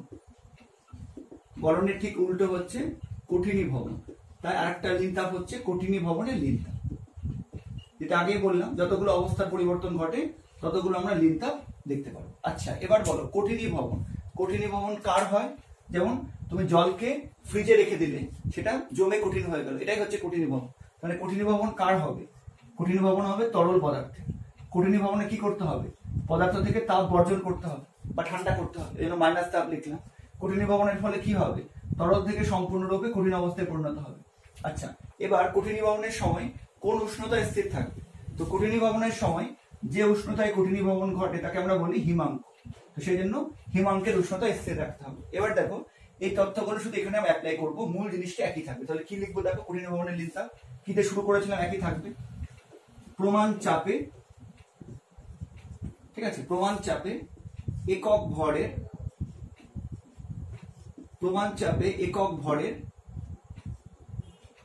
কোন, আচ্ছা এখানে কোন কথাটা লিখতে হতো, প্রমাণ চাপে একক ভরের কোন, আচ্ছা এবার কোন পদার্থকে কোন পদার্থের হচ্ছে কঠিনীভবন হবে, তরল পদার্থে, তাই এখানে ছিল কঠিন, কারণ এটা গলন কঠিন পদার্থের হচ্ছিল, কঠিনীভবন কার হচ্ছে তরলের, তাই কি লিখবো তরল। কোন তরল পদার্থকে কোন উষ্ণতায় স্থির রাখবো, আমি হিমাঙ্কের উষ্ণতায় স্থির রাখবো কঠিনীভবনের সময়, তাই এখানে কি লিখবো, গলনাঙ্কের জায়গায় কি লিখবো হিমাঙ্কে, হিমাঙ্কের উষ্ণতায় স্থির রেখে, ঠিক আছে, দেখো একদম কিন্তু সেম লিখছি, দেখে দেখে জাস্ট লিখছি আমি, হিমাঙ্কের উষ্ণতায় স্থির রেখে। আচ্ছা এবার কঠিনীভবনে কি হবে বলো, তরল থেকে কঠিন হবে, তাই এখানে কি লিখবো তরল অবস্থা থেকে, তরল অবস্থা থেকে কিসে পরিণত করতে, সম্পূর্ণরূপে, তরল অবস্থা থেকে সম্পূর্ণরূপে কঠিন অবস্থায় পরিণত করতে কি করতে হবে, তাপ দিতে হবে না তাপ নিতে হবে। দেখো এক্ষেত্রে তাপ দিতে হচ্ছিল, এবার কি করতে হবে, করতে যে পরিমাণ তাপ নিষ্কাশন করতে হবে, তাই না, যে পরিমাণ তাপ নিষ্কাশন করতে হবে মানে বের করতে হবে,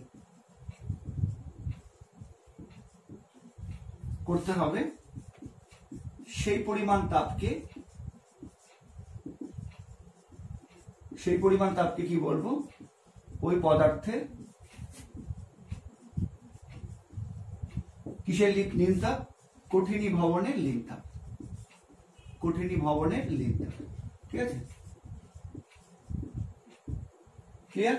দেখো শুধুমাত্র কনসেপ্টটা দিয়ে আমাদের সংজ্ঞাটা হয়ে যাবে। এবার আর কি হতে পারে, তরলকে তাপ দিলে সেটা কিসে পরিণত হয়, গ্যাসীয় বা হচ্ছে বাষ্পীয় অবস্থায় পরিণত হয়, তাই 3 নম্বর আরেকটা কি হতে পারে আমাদের, বাষ্পীভবনের লীন তাপ, ঠিক আছে, বাষ্পীভবনের লীন তাপ। এবার আবার একই রকম কি কি আমাকে মনে রাখতে হবে, বাষ্পীভবন কার হয়, বাষ্পীভবন হয় তরল পদার্থে, ঠিক আছে, বাষ্পীভবন কার হবে, বাষ্পীভবন হবে তরল পদার্থে। আচ্ছা তাপ দিতে হবে না তাপ বের করতে হবে, বাষ্পীভবনের ক্ষেত্রে তরলকে তাপ দিতে হবে, তাই লিখলাম প্লাস তাপ, তার ফলে তরলটা কি হবে, সম্পূর্ণরূপে হচ্ছে বাষ্পীয় অবস্থায় পরিণত হবে বা গ্যাসীয় অবস্থায় পরিণত হবে। আচ্ছা এবার তরল কোন অবস্থায় বাষ্পীভবন ঘটে, তরলের যে স্ফুটনাঙ্কে পৌঁছলে তরল কি হয়, বাষ্পীয় অবস্থায় পরিণত হয়, তার মানে এখানে কোন উষ্ণতা স্থির রাখতে হবে, স্ফুটনাঙ্কের উষ্ণতা স্থির রাখতে হবে, ঠিক আছে, বোঝা গেল।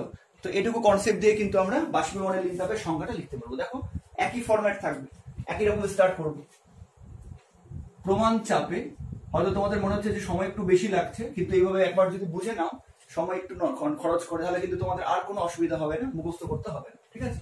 প্রমাণ চাপে একক ভরের, প্রমাণ চাপে দেখো একই রকম স্টার্ট করছি, প্রমাণ চাপে একক ভরের কোন, এবার কোন পদার্থকে চেঞ্জ করছি, তরল থেকে বাষ্প, তাই কি লিখবো, কোন তরল পদার্থকে, কারণ এবার তরল থেকে বাষ্প হবে, কোন তরল পদার্থকে কি করব, হচ্ছে কোন উষ্ণতায় স্থির রাখবো, স্ফুটনাঙ্কের উষ্ণতা, কারণ বাষ্পীভবনের ক্ষেত্রে কোন উষ্ণতা থাকে, স্ফুটনাঙ্কের উষ্ণতা আসলে ফুটতে শুরু করে, তো সেই উষ্ণতায় স্থির থাকবে, তার স্ফুটনাঙ্কের, এটা স্ফুটনাঙ্ক লিখলাম, উষ্ণতায় স্থির রেখে, স্ফুটনাঙ্কের উষ্ণতায় স্থির রেখে। আচ্ছা এবার বলো কি করব, এখানে ছিল কঠিন থেকে তরল, এখানে কি হচ্ছে তরল থেকে বাষ্পীয়, তো কি বলবো, তরল অবস্থা থেকে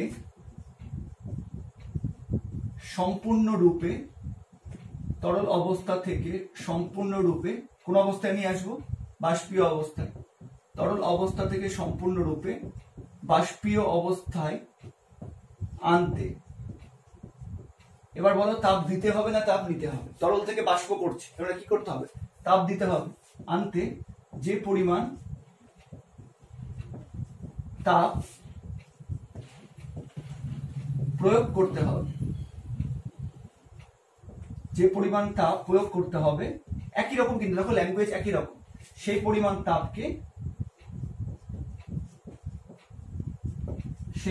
তাপকে ওই পদার্থের বা ওই তরল পদার্থের কি বলা হয়? বাষ্পীভবনের লীন তাপ। বাষ্পীভবনের লীন তাপ।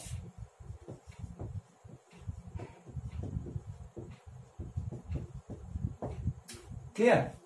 দেখো আচ্ছা, এবার আর কি হতে পারে? তরল থেকে বাষ্প করলাম, আবার বাষ্প থেকে তরল হতে পারে, এর ঠিক উল্টোটা। সেই জন্য আরেকটা কি হবে? ঘনীভবনের লীন তাপ। ঘনীভবনের লীন তাপ। যখন তরল কি হবে? বাষ্পীয় অবস্থা থেকে তরল অবস্থায় পরিণত হবে। এবার বলো ঘনীভবন কোন পদার্থের ঘটে? ঠিক আছে, একই রকম ভাবে এভাবে তোমাকে আগে ভেবে নিতে হবে। ঘনীভবন কার ঘটে? বাষ্পীয় পদার্থের ঘনীভবন ঘটে। বাষ্পীয় পদার্থ থেকে কি হয়? ঘনীভবনের ফলে সম্পূর্ণরূপে তরল অবস্থায় পরিণত হয়। আচ্ছা, বোর্ডে সম্পূর্ণ দেখা যাচ্ছে তো? ঘনীভবন কার ঘটে? বাষ্পীয় পদার্থে। তার ফলে কি হয়? বাষ্পীয় অবস্থা থেকে সম্পূর্ণরূপে তরল অবস্থায় পরিণত হয়। এবার বলো তাপ দিতে হয় না তাপ নিতে হয়? অবশ্যই বাষ্প থেকে তরল করতে গেলে তাপ নিষ্কাশন করতে হবে। আচ্ছা, এবার বাষ্পীয় থেকে যে তরল অবস্থায় আসবে তার জন্য কি কোনো উষ্ণতা আছে? ঘনাঙ্ক বা এরকম কিছু হয় কি? না। বাষ্পীয় থেকে তরল অবস্থায় যে আসবে সেখানে কিন্তু তাপমাত্রা স্থির থাকবে, কিন্তু যেমন গলনের ক্ষেত্রে গলনাঙ্ক বা কঠিনভবনের ক্ষেত্রে হিমাঙ্ক, বাষ্পীভবনের ক্ষেত্রে যেমন স্ফুটনাঙ্ক আছে, তেমন বাষ্পীয় থেকে তরল অবস্থায় আসার জন্য আমরা কিন্তু বিশেষ কোনো নাম দিই। ঠিক আছে, সেই জন্য আমরা শুধুমাত্র বলবো যে তাপমাত্রার পরিবর্তন না ঘটে। ঠিক আছে, এক্ষেত্রে কোনো বিশেষ নাম যেহেতু নেই, সেজন্য আমরা কোনো বিশেষ নাম দিতে পারবো না। আমরা শুধু বলে দেব যে হচ্ছে উষ্ণতার কোনো পরিবর্তন না ঘটে। তাহলে কি বলবো? এটা একই রকম স্টার্ট করব। প্রমাণ চাপে, একই জিনিসই কিন্তু লিখছি, একক ভরের, প্রমাণ চাপে একক ভরের কোন পদার্থের হবে? বাষ্পীয় পদার্থের। তাই বাষ্পীয় পদার্থের তাপমাত্রার পরিবর্তন না ঘটে। আবার বলছি, যেহেতু এখানে কোনো বিশেষ কোনো নাম নেই এই তাপমাত্রা স্থির থাকার, সেই জন্য এটাকে শুধুমাত্র আমরা নর্মালি বলছি। তাপমাত্রার পরিবর্তন না ঘটিয়ে কি করতে হবে আমাদের? কোন অবস্থা থেকে কোন অবস্থায় নিয়ে আসতে হবে? এবার বলো। বাষ্পীয় অবস্থা থেকে, ঠিক আছে, বাষ্পীয় অবস্থা থেকে কোথায় নিয়ে আসতে হবে? সম্পূর্ণরূপে তরল অবস্থায়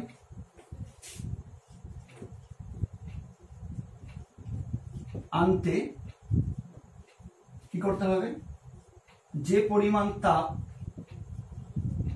মাইনাস করতে হবে না, তাপ বর্জন করতে হবে। যে পরিমাণ তাপ বর্জন করতে হবে, যে পরিমাণ তাপ বর্জন করতে হবে, সেই পরিমাণ তাপকে কি বলবো? ওই পদার্থের ঘনীভবনের লীন তাপ। ওই পদার্থের ঘনীভবনের লীন তাপ। ঠিক আছে, ক্লিয়ার হয়েছে? দেখো এই যে তোমরা এই চারটা যে সংজ্ঞা, এই চারটা সংজ্ঞাতে কিন্তু আমাদের কোনো কিছু মুখস্থ রাখার দরকার নেই। শুধু কি মুখস্থ রাখতে হবে? গলনের সময়, কঠিনীভবনের সময়, বাষ্পীভবনের সময় আর ঘনীভবনের সময় কোন পদার্থ থেকে কোন অবস্থায় রূপান্তর ঘটে, তাপ দিতে হয় না তাপ নিতে হয়, এবং সেই সময় কোন উষ্ণতা স্থির থাকে। যেমন এখানে এক্ষেত্রে গলনাঙ্ক, কঠিনীভবনের ক্ষেত্রে হিমাঙ্ক, এক্ষেত্রে স্ফুটনাঙ্ক, এক্ষেত্রে নির্দিষ্ট কোনো তাপমাত্রা নেই, সেই জন্য লিখছি তাপমাত্রার পরিবর্তন না ঘটে। তাই তোমাদের সবার কাছে আমার অনুরোধ রইল, তোমরা এই ভিডিওটা দেখে নিয়ে সংজ্ঞাগুলোকে একবার নিজে না দেখে লিখো, তাহলেই দেখবে চারটা সংজ্ঞা একদম রেডি হয়ে যাবে। আর দয়া করে মুখস্থ করতে যেও না, তাহলেই কিন্তু আমি যে এই সম্পূর্ণ চারটা সংখ্যা তোমাদের বুঝালাম এবং লিখলাম, এই আমার যে ক্ষুদ্র শ্রম সেটা সার্থক হবে। আর যদি আবার একই রকম ভাবে মুখস্থ করে নাও তাহলে কিন্তু ভুল হতে বাধ্য। ক্লিয়ার? আচ্ছা, এবার আর কি পড়তে হবে এখান থেকে? দেখো তো আমরা অঙ্কের ক্ষেত্রে বা গাণিতিক সমস্যা সমাধানের জন্য আমরা মূলত জল বা বরফ বা বাষ্প এই সমস্ত নিয়ে আমরা আমাদের আলোচনা সীমাবদ্ধ রাখি। তো সেই জন্য আমাদের এই বরফের ক্ষেত্রে বা জলের ক্ষেত্রে এই মানগুলো কি কি সেগুলো আমাদের একটু মনে রাখতে হবে, যেগুলো তোমরা ইতিমধ্যে ক্লাস 8-এ পড়ে নিয়েছো। দেখো গলনের লিনতাপ, তো বরফের গলনের লিনতাপ কত? বরফের গলনের লিনতাপ,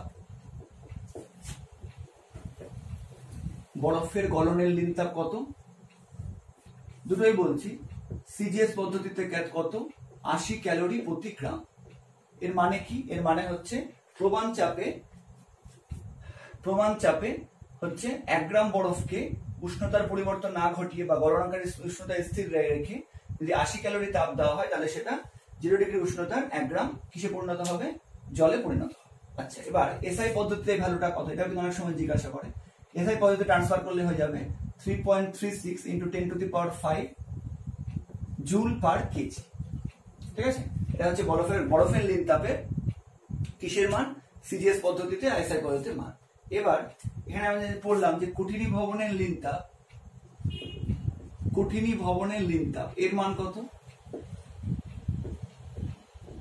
কঠিনী ভবনের লিনতাপ এর মান কত? এর মানও কিন্তু সেম। সিজিএস পদ্ধতিতে 80 ক্যালোরি প্রতি গ্রাম এবং এসআই পদ্ধতিতে 3.36 × 10⁵ জুল পার কেজি। তো তার মানে আমরা কি দেখলাম যে যদি বরফকে 0 ডিগ্রি উষ্ণতার বরফকে যদি আমাদের 0 ডিগ্রি উষ্ণতার জলে পরিণত করতে হয় তাহলে 80 ক্যালোরি তাপ লাগবে। আবার 0 ডিগ্রি উষ্ণতার জলকে যদি 0 ডিগ্রি সেলসিয়াস উষ্ণতার বরফে পরিণত করতে হয় তাহলে 80 ক্যালোরি তাপ লাগবে বা 3.36 × 10⁵ জুল পার কেজি এই পরিমাণ তাপ লাগবে। ঠিক আছে, তো তার মানে আমরা কি বলতে পারি যে কোনো পদার্থের কঠিনী ভবনের লিনতাপ এবং বাষ্পীভবনের লিনতাপ এদের মানটা কি হবে? এদের মানটা কিন্তু সমান হবে। ঠিক আছে, তাহলে কি মনে রাখবে যে কোনো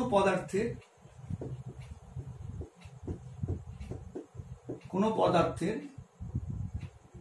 গলনের লিনতাপ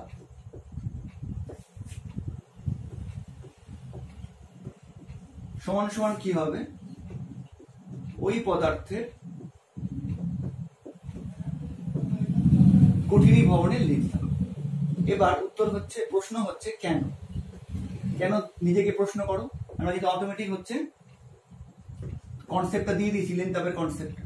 মানে ব্যাপারটা কি হচ্ছে দেখো, যখন 0 ডিগ্রি সেলসিয়াস উষ্ণতার বরফকে আমি তাপ দিয়ে গলাচ্ছি তখন কি হচ্ছে?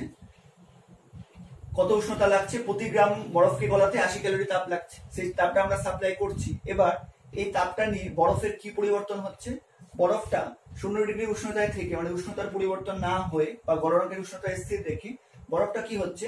বরফের অণুগুলো কঠিন অবস্থা থেকে সম্পূর্ণরূপে তরল অবস্থায় পরিবর্তিত হচ্ছে। মানে বিন্যাসটা কঠিন অবস্থায় বরফের যা বিন্যাস ছিল সেখান থেকে সম্পূর্ণ চেঞ্জ করে সম্পূর্ণভাবে তরল অবস্থায় চলে আসছে। তার জন্য এই তাপটা ব্যয় হচ্ছে, সেই জন্য উষ্ণতার পরিবর্তন ঘটছে না, শুধুমাত্র কঠিন থেকে তরল হচ্ছে বা বরফ গলে জল হচ্ছে। ঠিক আছে, এবার এই একই পরিমাণ তাপ যদি জল থেকে আমরা বের করে দিই তাহলে কি হবে?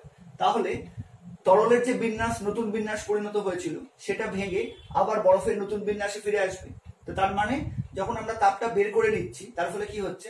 তাপ বের করে নিলে কি হবে? অণুগুলো, আচ্ছা এটাকে একটু ডিটেলসে বোঝাই। দেখো, যখন বরফটা ছিল, আবার আগের আলোচনার মতো ফিরে আসছি, বরফটা যখন ছিল তখন এর মধ্যে অণুগুলোর একটা নির্দিষ্ট বিন্যাস ছিল। এবার আমরা যখন তাপ দিচ্ছি এবং যখন 0 ডিগ্রি সেলসিয়াস উষ্ণতায় আসছে বরফটা, তখন কি হচ্ছে? তখন বরফের এই যে স্ট্রাকচার এটা সম্পূর্ণ ভেঙে গিয়ে জলের নতুন স্ট্রাকচার চেঞ্জ হচ্ছে। ঠিক আছে, এটা সম্পূর্ণ ভেঙে গিয়ে অণুগুলো কি হচ্ছে? পরস্পর থেকে দূরে দূরে সরে যাচ্ছে এবং জলের বিন্যাস লাভ করছে। ঠিক আছে, এবার আমরা জল থেকে যদি তাপ বের করে নিই, প্রথমে আমরা তাপ দিয়েছিলাম, এবার পরে আমরা তাপ বের করে নিব। কত পরিমাণ তাপ বের করব? যেহেতু যদি আমরা 80 ক্যালোরি তাপ দিয়ে থাকি প্রতি গ্রামের হিসাবে, তাহলে সেই 80 ক্যালোরি তাপই আমরা প্রতি গ্রামের জন্য বের করে নেব হিসেব করে। তার ফলে কি দেখা যাবে? যে জলের বিন্যাসটা আবার কি হবে? চেঞ্জ হয়ে আবার বরফের বিন্যাসে ফিরে আসবে। ঠিক আছে, তো সেই জন্য কঠিন থেকে তরলে পরিণত করতে যে পরিমাণ তাপ লাগছে, তরল থেকে কঠিনে পরিণত করতে কিন্তু আমাকে একই পরিমাণ তাপ বের করতে হচ্ছে। তার কারণ এই বিন্যাস থেকে, কঠিনের বিন্যাস থেকে বা বরফের বিন্যাস থেকে জলের বিন্যাসে যাওয়ার জন্য যে পরিমাণ তাপ লাগবে, ঠিক তেমনি তরলের বিন্যাস থেকে বা জলের বিন্যাস থেকে আবার কঠিনের বিন্যাসে বা বরফের বিন্যাসে ফিরে আসার জন্য সেই পরিমাণ তাপ লাগবে। ঠিক আছে, এই জন্যই কিন্তু কোনো পদার্থের গলনের লিন তাপ আর কঠিন ভবনের লিন তাপ সবসময় সমান হবে যদি সেটা বিশুদ্ধ পদার্থ হয় এবং একটা নির্দিষ্ট ভরের জন্য এটা হবে। ঠিক আছে? আচ্ছা, এবার এখান থেকে খুব সহজ করে আমি একটা ডায়াগ্রাম বলে দিচ্ছি, তোমরা এটাকে মনে রাখার চেষ্টা করো। দেখো, এটা তোমরা কিন্তু খাতায় নোট করে নাও। 0 ডিগ্রি সেলসিয়াস এর 1 গ্রাম বরফ, 0 ডিগ্রি সেলসিয়াসের 1 গ্রাম বরফ, একে আমরা কি করছি, 80 ক্যালোরি তাপ দিচ্ছি, ওই জন্য প্লাস 80 ক্যালোরি। তার ফলে কি হচ্ছে, গলন হচ্ছে। এটা কিসে পরিণত হচ্ছে, 0 ডিগ্রি সেলসিয়াসের 1 গ্রাম জলে পরিণত হচ্ছে। ঠিক আছে? আবার 0 ডিগ্রি সেলসিয়াসের 1 গ্রাম জল থেকে আমি কি করছি, ঠিক একই পরিমাণ তাপ 80 ক্যালোরি তাপ বের করে নিচ্ছি। তার ফলে কি হচ্ছে, এর হচ্ছে কঠিনীভবন হচ্ছে। তার ফলে এটা কিসে পরিণত হবে, আবার 0 ডিগ্রি সেলসিয়াস এর 1 গ্রাম বরফে পরিণত হবে। ঠিক আছে? এটা কিন্তু তোমরা খাতায় নোট করে নাও, কারণ এরপরে ভিডিওতে যখন আমি অঙ্কগুলো করবো তখন কিন্তু এই তথ্যগুলো আমাদের খুব দরকার হবে। বুঝা গেছে? 0 ডিগ্রি উষ্ণতার 1 গ্রাম বরফকে 80 ক্যালোরি তাপ দিলে এটা 0 ডিগ্রি উষ্ণতার 1 গ্রাম জলে পরিণত হবে। আবার 0 ডিগ্রি উষ্ণতার 1 গ্রাম জলকে ঠিক একই পরিমাণ তাপ মানে 80 ক্যালোরি তাপ যদি ওখান থেকে বের করে নিই তাহলে সেটা 0 ডিগ্রি সেলসিয়াসের 1 গ্রাম বরফে পরিণত হবে। কারণ কি, কারণ হচ্ছে বরফের বিন্যাস থেকে জলের বিন্যাস লাভ করার জন্য যে পরিমাণ তাপ দরকার হবে, ঠিক তেমনি ভাবে জলের বিন্যাস থেকে আগের অবস্থায় মানে বরফের বিন্যাসে ফিরে আসার জন্য ঠিক একই পরিমাণ তাপের দরকার। ক্লিয়ার? আচ্ছা, এবার এদিকে চলে এসো, বাষ্পীভবনের লিন তাপ। ঠিক আছে? তো এই ছোট ছোট জিনিসগুলো কিন্তু আর কনসেপ্ট গুলো মনে থাকলে কিন্তু অঙ্কগুলো তোমরা করতে পারবে, না হলে এটারও কিন্তু অঙ্কগুলো বুঝতে অনেকের সমস্যা। দেখো, এবার বাষ্পীভবনের লিন তাপ কি করব, জলের বাষ্পীভবনের লিন তাপ মানে জলকে যদি আমরা তরল অবস্থা থেকে বাষ্পীয় অবস্থা নিয়ে যাই তাহলে কি পরিমাণ তাপ দিতে হবে। জলের বাষ্পীভবনের লিন তাপ কত, জলের বাষ্পীভবনের লিন তাপ সিজিএস এ হচ্ছে ভ্যালুটা কত তোমরা জানো, এতে পড়েছো 537 ক্যালোরি প্রতি গ্রাম, মানে 100 ডিগ্রি সেলসিয়াস উষ্ণতার 1 গ্রাম হচ্ছে জলকে যদি 100 ডিগ্রি সেলসিয়াস উষ্ণতার 1 গ্রাম বাষ্পে পরিণত করতে হয় তাহলে প্রমাণ চাপে এবং একই ভরে তাহলে কি করতে হবে, 537 ক্যালোরি তাপ দিতে হবে। আর এসআই পদ্ধতিতে এই ভ্যালুটা কত, এটা একটু মনে রাখবে, এটা অনেক সময় জিজ্ঞাসা করে। 2.26 into 10 to the power 6 joule per kg. ঠিক আছে? 2.26 into 10 to the power 6 joule per kg. ঠিক আছে? তার মানে 100 ডিগ্রি সেলসিয়াস উষ্ণতার 1 কেজি বরফকে 2.26 into 10 to the power 6 joule পরিমাণ তাপ দেওয়া হলে সেটা সম্পূর্ণরূপে কি হবে, 100 ডিগ্রি সেলসিয়াসের 1 গ্রাম জলে হচ্ছে 1 গ্রাম বাষ্পে পরিণত হবে। ঠিক আছে? এবার বাষ্পীভবনের উল্টো ঘটনা কি, ঠিক ঘনীভবন, যেটা আমরা আলোচনা করেছি, সংজ্ঞাতেও আমরা বুঝতে পেরেছি। এবার ঘনীভবনের লিন তাপের মান কত, সেটাও কিন্তু একই হবে। ঠিক আছে? ঘনীভবনের লিন তাপের মান কত, ঘনীভবনের মানে হচ্ছে ঘনীভবন কার হবে, জলীয় বাষ্পে, তাই কি লিখবো, জলীয় বাষ্পের ঘনীভবনের লিন তাপ, জলীয় বাষ্পের ঘনীভবনের লিন তাপ।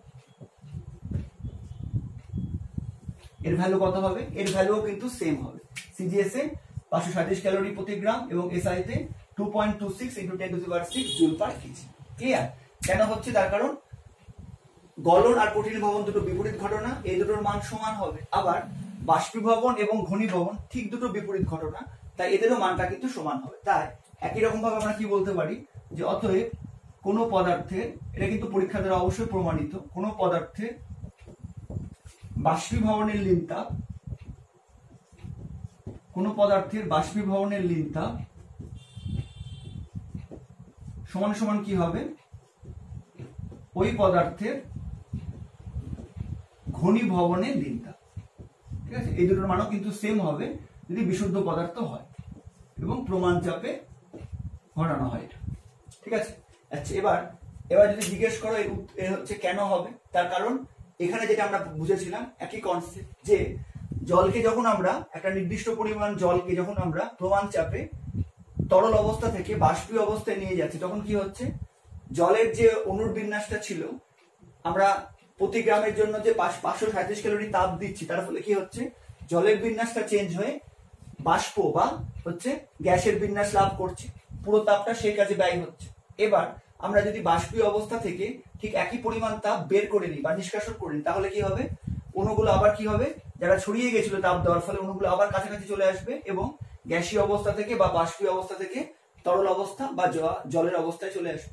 বোঝা গেছে? ঠিক একই রকম জলকে যখন তাপ দিচ্ছে তখন কি হচ্ছে, অণুগুলো পরস্পর থেকে দূরে সরে যাচ্ছে, নতুন বিন্যাস লাভ করছে, পুরো তাপটা প্রতি গ্রামের জন্য 537 ক্যালোরি তাপটা সেই বিন্যাস গঠনের কাজে ব্যয় হচ্ছে।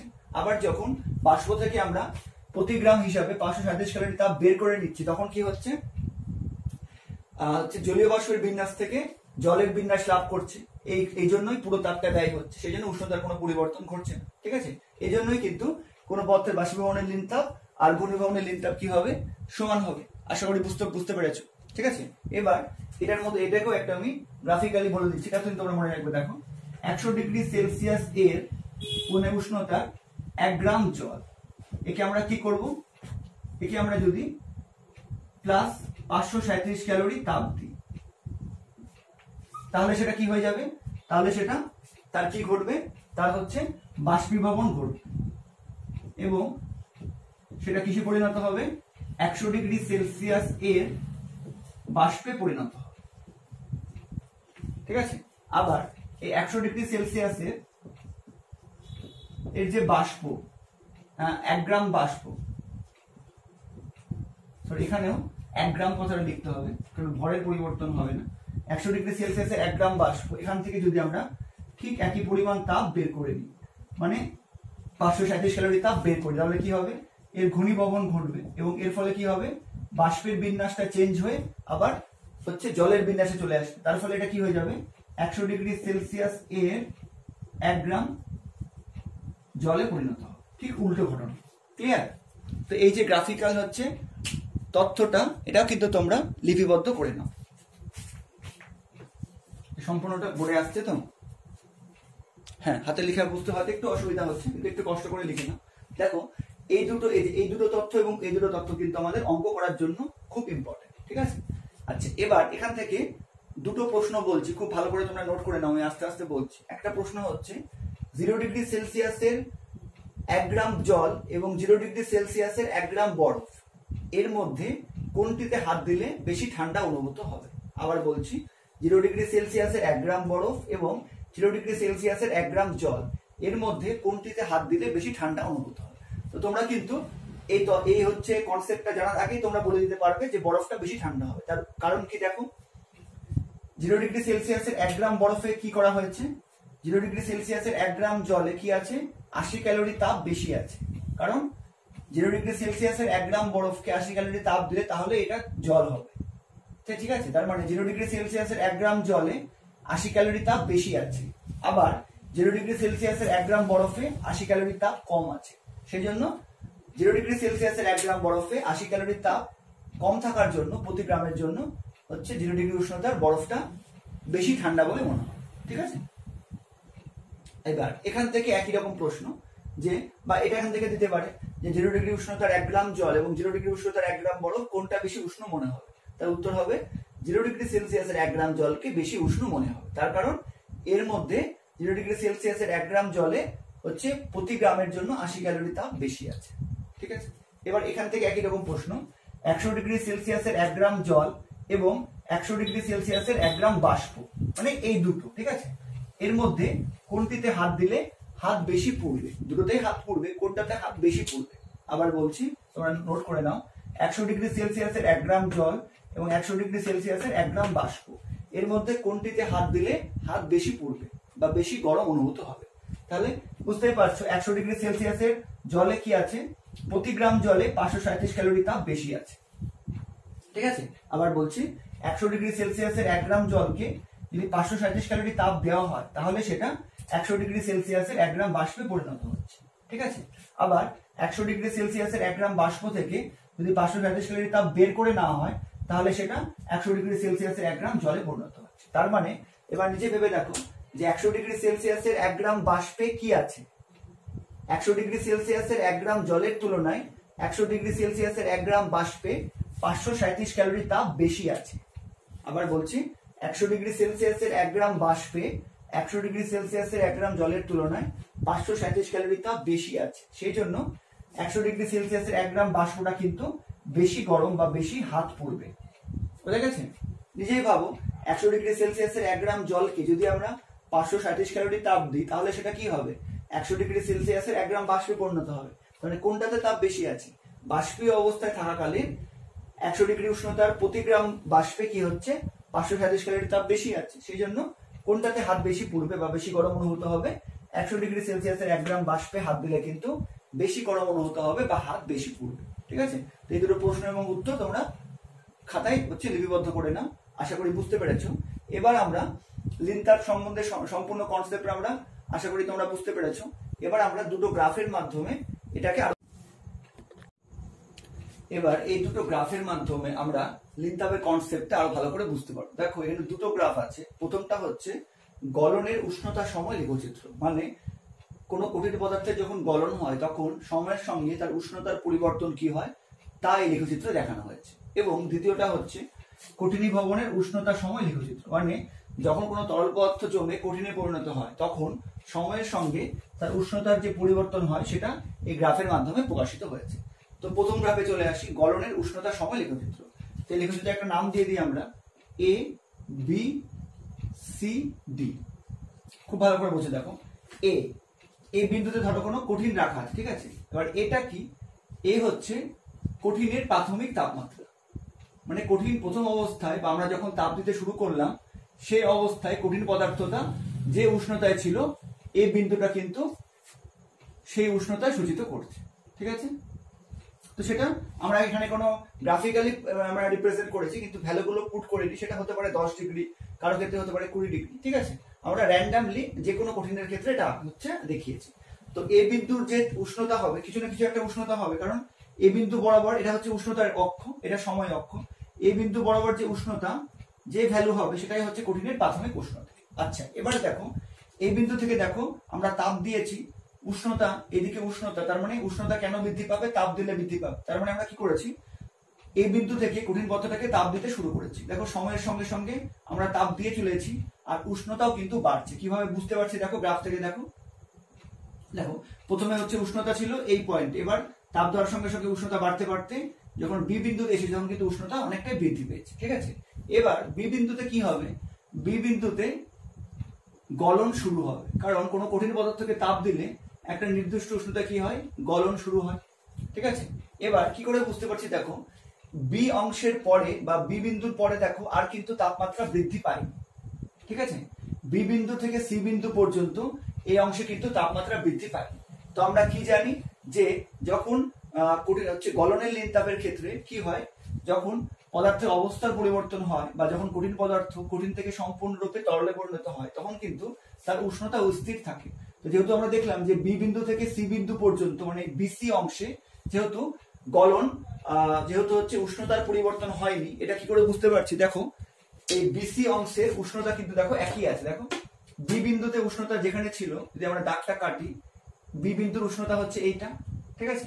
বি বিন্দুর উষ্ণতা হচ্ছে এই বিন্দুটা নির্দেশ করছে। এবার দেখো বি থেকে সি পর্যন্ত বিসি অংশ পর্যন্ত সময়ের সঙ্গে সঙ্গে কিন্তু আমরা তাপ দিয়েছি কিন্তু উষ্ণতা বৃদ্ধি পায়নি। তার মানে আমরা বলতে পারি যে বি বিন্দুতে গলন শুরু হয়েছে আর সি বিন্দুতে গলন শেষ হয়েছে। বি বিন্দুতে গলন শুরু হয়েছে আর সি বিন্দুতে গলন শেষ হয়েছে। তার মানে বি ও সি অংশের মধ্যবর্তী সময়ে আমরা যে তাপ দিয়েছি সেটাই কিন্তু হচ্ছে গলনের লিনতাপ। ঠিক আছে? আবার বলছি, বি এবং সি অংশের মধ্যবর্তী বি বিন্দু এবং সি বিন্দুর মধ্যবর্তী অংশে আমরা যে পরিমাণ তাপ দিয়েছি সেটাই কিন্তু হচ্ছে গলনের লিনতাপ। তার কারণ এই বিসি অংশে উষ্ণতার কোনো পরিবর্তন হয়নি, সময়ের সঙ্গে সঙ্গে আমরা তাপ কিন্তু কন্টিনিউ দিয়ে যাচ্ছি কঠিন পদার্থটাকে, কিন্তু সময়ের সঙ্গে সঙ্গে আমরা দেখছি বি এবং সি বিন্দুর মধ্যবর্তী অংশে মানে বিসি অংশে উষ্ণতার কোনো পরিবর্তন হয়নি। তার মানে এই যে উষ্ণতা এটা কি হবে? এটাই হচ্ছে কঠিন পদার্থের গলনাঙ্ক। কারণ আমরা জাস্ট এক্ষুনি পড়লাম যে গলনের লিনতাপের সময় কি হয়? কঠিন পদার্থ গলনাঙ্কের উষ্ণতা স্থির থাকে। তাহলে এটা হচ্ছে কিন্তু গলনাঙ্ক নির্দেশ করছে। আচ্ছা, এবার সি বিন্দুতে গলন শেষ হলো কি করে বলতে পারছি? দেখো সি বিন্দুর পরে দেখো আমরা কিন্তু কন্টিনিউ একই হারে তাপ দিয়ে যাচ্ছি। সি বিন্দুর পরে কি হচ্ছে? দেখো সময়ের সঙ্গে সঙ্গে দেখো উষ্ণতা বৃদ্ধি পাচ্ছে। তার মানে আমরা কি জানি? যখন গলন সম্পূর্ণ হয়ে যাবে, মানে যখন কঠিন পদার্থটা কঠিন থেকে সম্পূর্ণরূপে তরল হয়ে যাবে, তখন কিন্তু আবার নর্মাল আচরণ করবে। তখন কিন্তু তাপ দেওয়ার সঙ্গে সঙ্গে বা সময়ের সঙ্গে সঙ্গে তাপ দিলে কি হবে, উষ্ণতা বৃদ্ধি পাবে। এখানে দেখো সি বিন্দুতে যা উষ্ণতা ছিল, এবার দেখো উষ্ণতা কিন্তু সময়ের সঙ্গে সঙ্গে আস্তে আস্তে বাড়ছে। এই ডি বিন্দুতে উষ্ণতা কত হবে দেখো, যদি ডি বিন্দু যে আমি যে পর্যন্ত দেখিয়েছি সেখানে যদি আমরা দাগ কাটি উষ্ণতা অক্ষ বরাবর, তাহলে ডি বিন্দুতে উষ্ণতা হবে এইটা। তার মানে সি থেকে ডি পর্যন্ত উষ্ণতা বাড়ছে। উষ্ণতা বাড়ছে মানে কি, এটা বোধগম্য তাপ, তাই তো? তার মানে গলন সম্পূর্ণ হয়ে গেছে। তো আশা করি বুঝতে পেরেছো। আচ্ছা, এবার বলো যে এ বি অংশে পদার্থের কি অবস্থা ছিল, কঠিন। বি বিন্দুতে যখন আসলো তখন কি হলো, কঠিন অবস্থা থেকে আস্তে আস্তে তরলে পরিণত হলো। তারপরে বিসি অংশে কি হলো, বি বিন্দুতে প্রথমে কঠিন ছিল, গলন শুরু হলো, মানে তরলে পরিণত হওয়া শুরু হলো। যখন সি বিন্দুতে আসলো তখন কি হলো, গলন সম্পূর্ণ হলো। মানে বিসি অংশে পদার্থের ভৌত অবস্থা কেমন হবে, প্রথমে থাকবে কঠিন, তারপরে হয়ে যাবে তরল, কঠিন প্লাস তরল। এবার যখন সি বিন্দু থেকে আমরা তাপ দিব তখন কি হবে, সি বিন্দু থেকে কিন্তু সম্পূর্ণ তরল হয়ে গেছে, ঠিক আছে? তো সি থেকে ডি পর্যন্ত কিন্তু তরল থাকবে। এবার যখন স্ফুটনাঙ্কের উষ্ণতায় আসবে তখন আবার কি হবে, উষ্ণতার কোনো পরিবর্তন হবে না, তখন স্ফুটনাঙ্কের উষ্ণতা স্থির থাকবে। সেটা আমরা এখানে দেখাইনি। ক্লিয়ার? তাহলে আশা করি বুঝতে পারছো গ্রাফটা। এবার এই যে 2 নম্বর গ্রাফটা, এটা কিন্তু 1 নম্বর গ্রাফের ঠিক উল্টো। দেখো গলনের ঠিক বিপরীত ঘটনা হচ্ছে কঠিনীভব, ঠিক আছে? এবার এটাকেও একই রকম ভাবে একটা নাম দিয়ে দিই। তাহলে কি নাম দেবো এটা, এই যেহেতু এবিসিডি নাম দিয়েছি, এর নাম দিয়ে হচ্ছে পি কিউ আর এস। এবার পি বিন্দু, ঠিক আছে? কঠিনীভবন কার হয়, তরলের হয়। তার মানে এই যে পি বিন্দু, পি বিন্দুটা হচ্ছে তরলের, পি বিন্দু হচ্ছে তরলের প্রাথমিক উষ্ণতা নির্দেশ করছে, ঠিক আছে? পি বিন্দুর যেটা উষ্ণতা সেটা হচ্ছে তরলের প্রাথমিক উষ্ণতা। মানে পি বিন্দু বরাবর উষ্ণতা অক্ষকে যদি আমি দাগ টানি তাহলে এই উষ্ণতার ভ্যালুটা যা হবে, এটা 0 0 বিন্দু, এই উষ্ণতার ভ্যালু যা হবে সেটাই হচ্ছে তরলের প্রাথমিক উষ্ণতা। এবার আমরা কি করছি, এই তরল পদার্থ থেকে আমরা তাপটা কমিয়ে নিচ্ছি। এটা কি করে বুঝতে পারছি, দেখো সময়ের সঙ্গে সঙ্গে দেখো উষ্ণতা কমছে। তো উষ্ণতা কমা মানে কি, আমরা তাপটা বের করে নিচ্ছি, ঠিক আছে?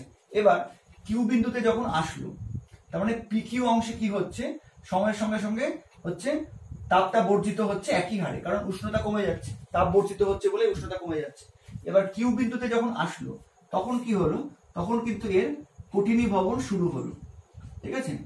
কঠিনীভবন শুরু হলো। এটা কি করে বুঝতে পারলাম, দেখো এখানে যেমন ঠিক বুঝতে পারছিলাম সেরকম ভাবে আমরা কি জানি যে কঠিনীভবনের সময় কি হবে, উষ্ণতা স্থির থাকবে।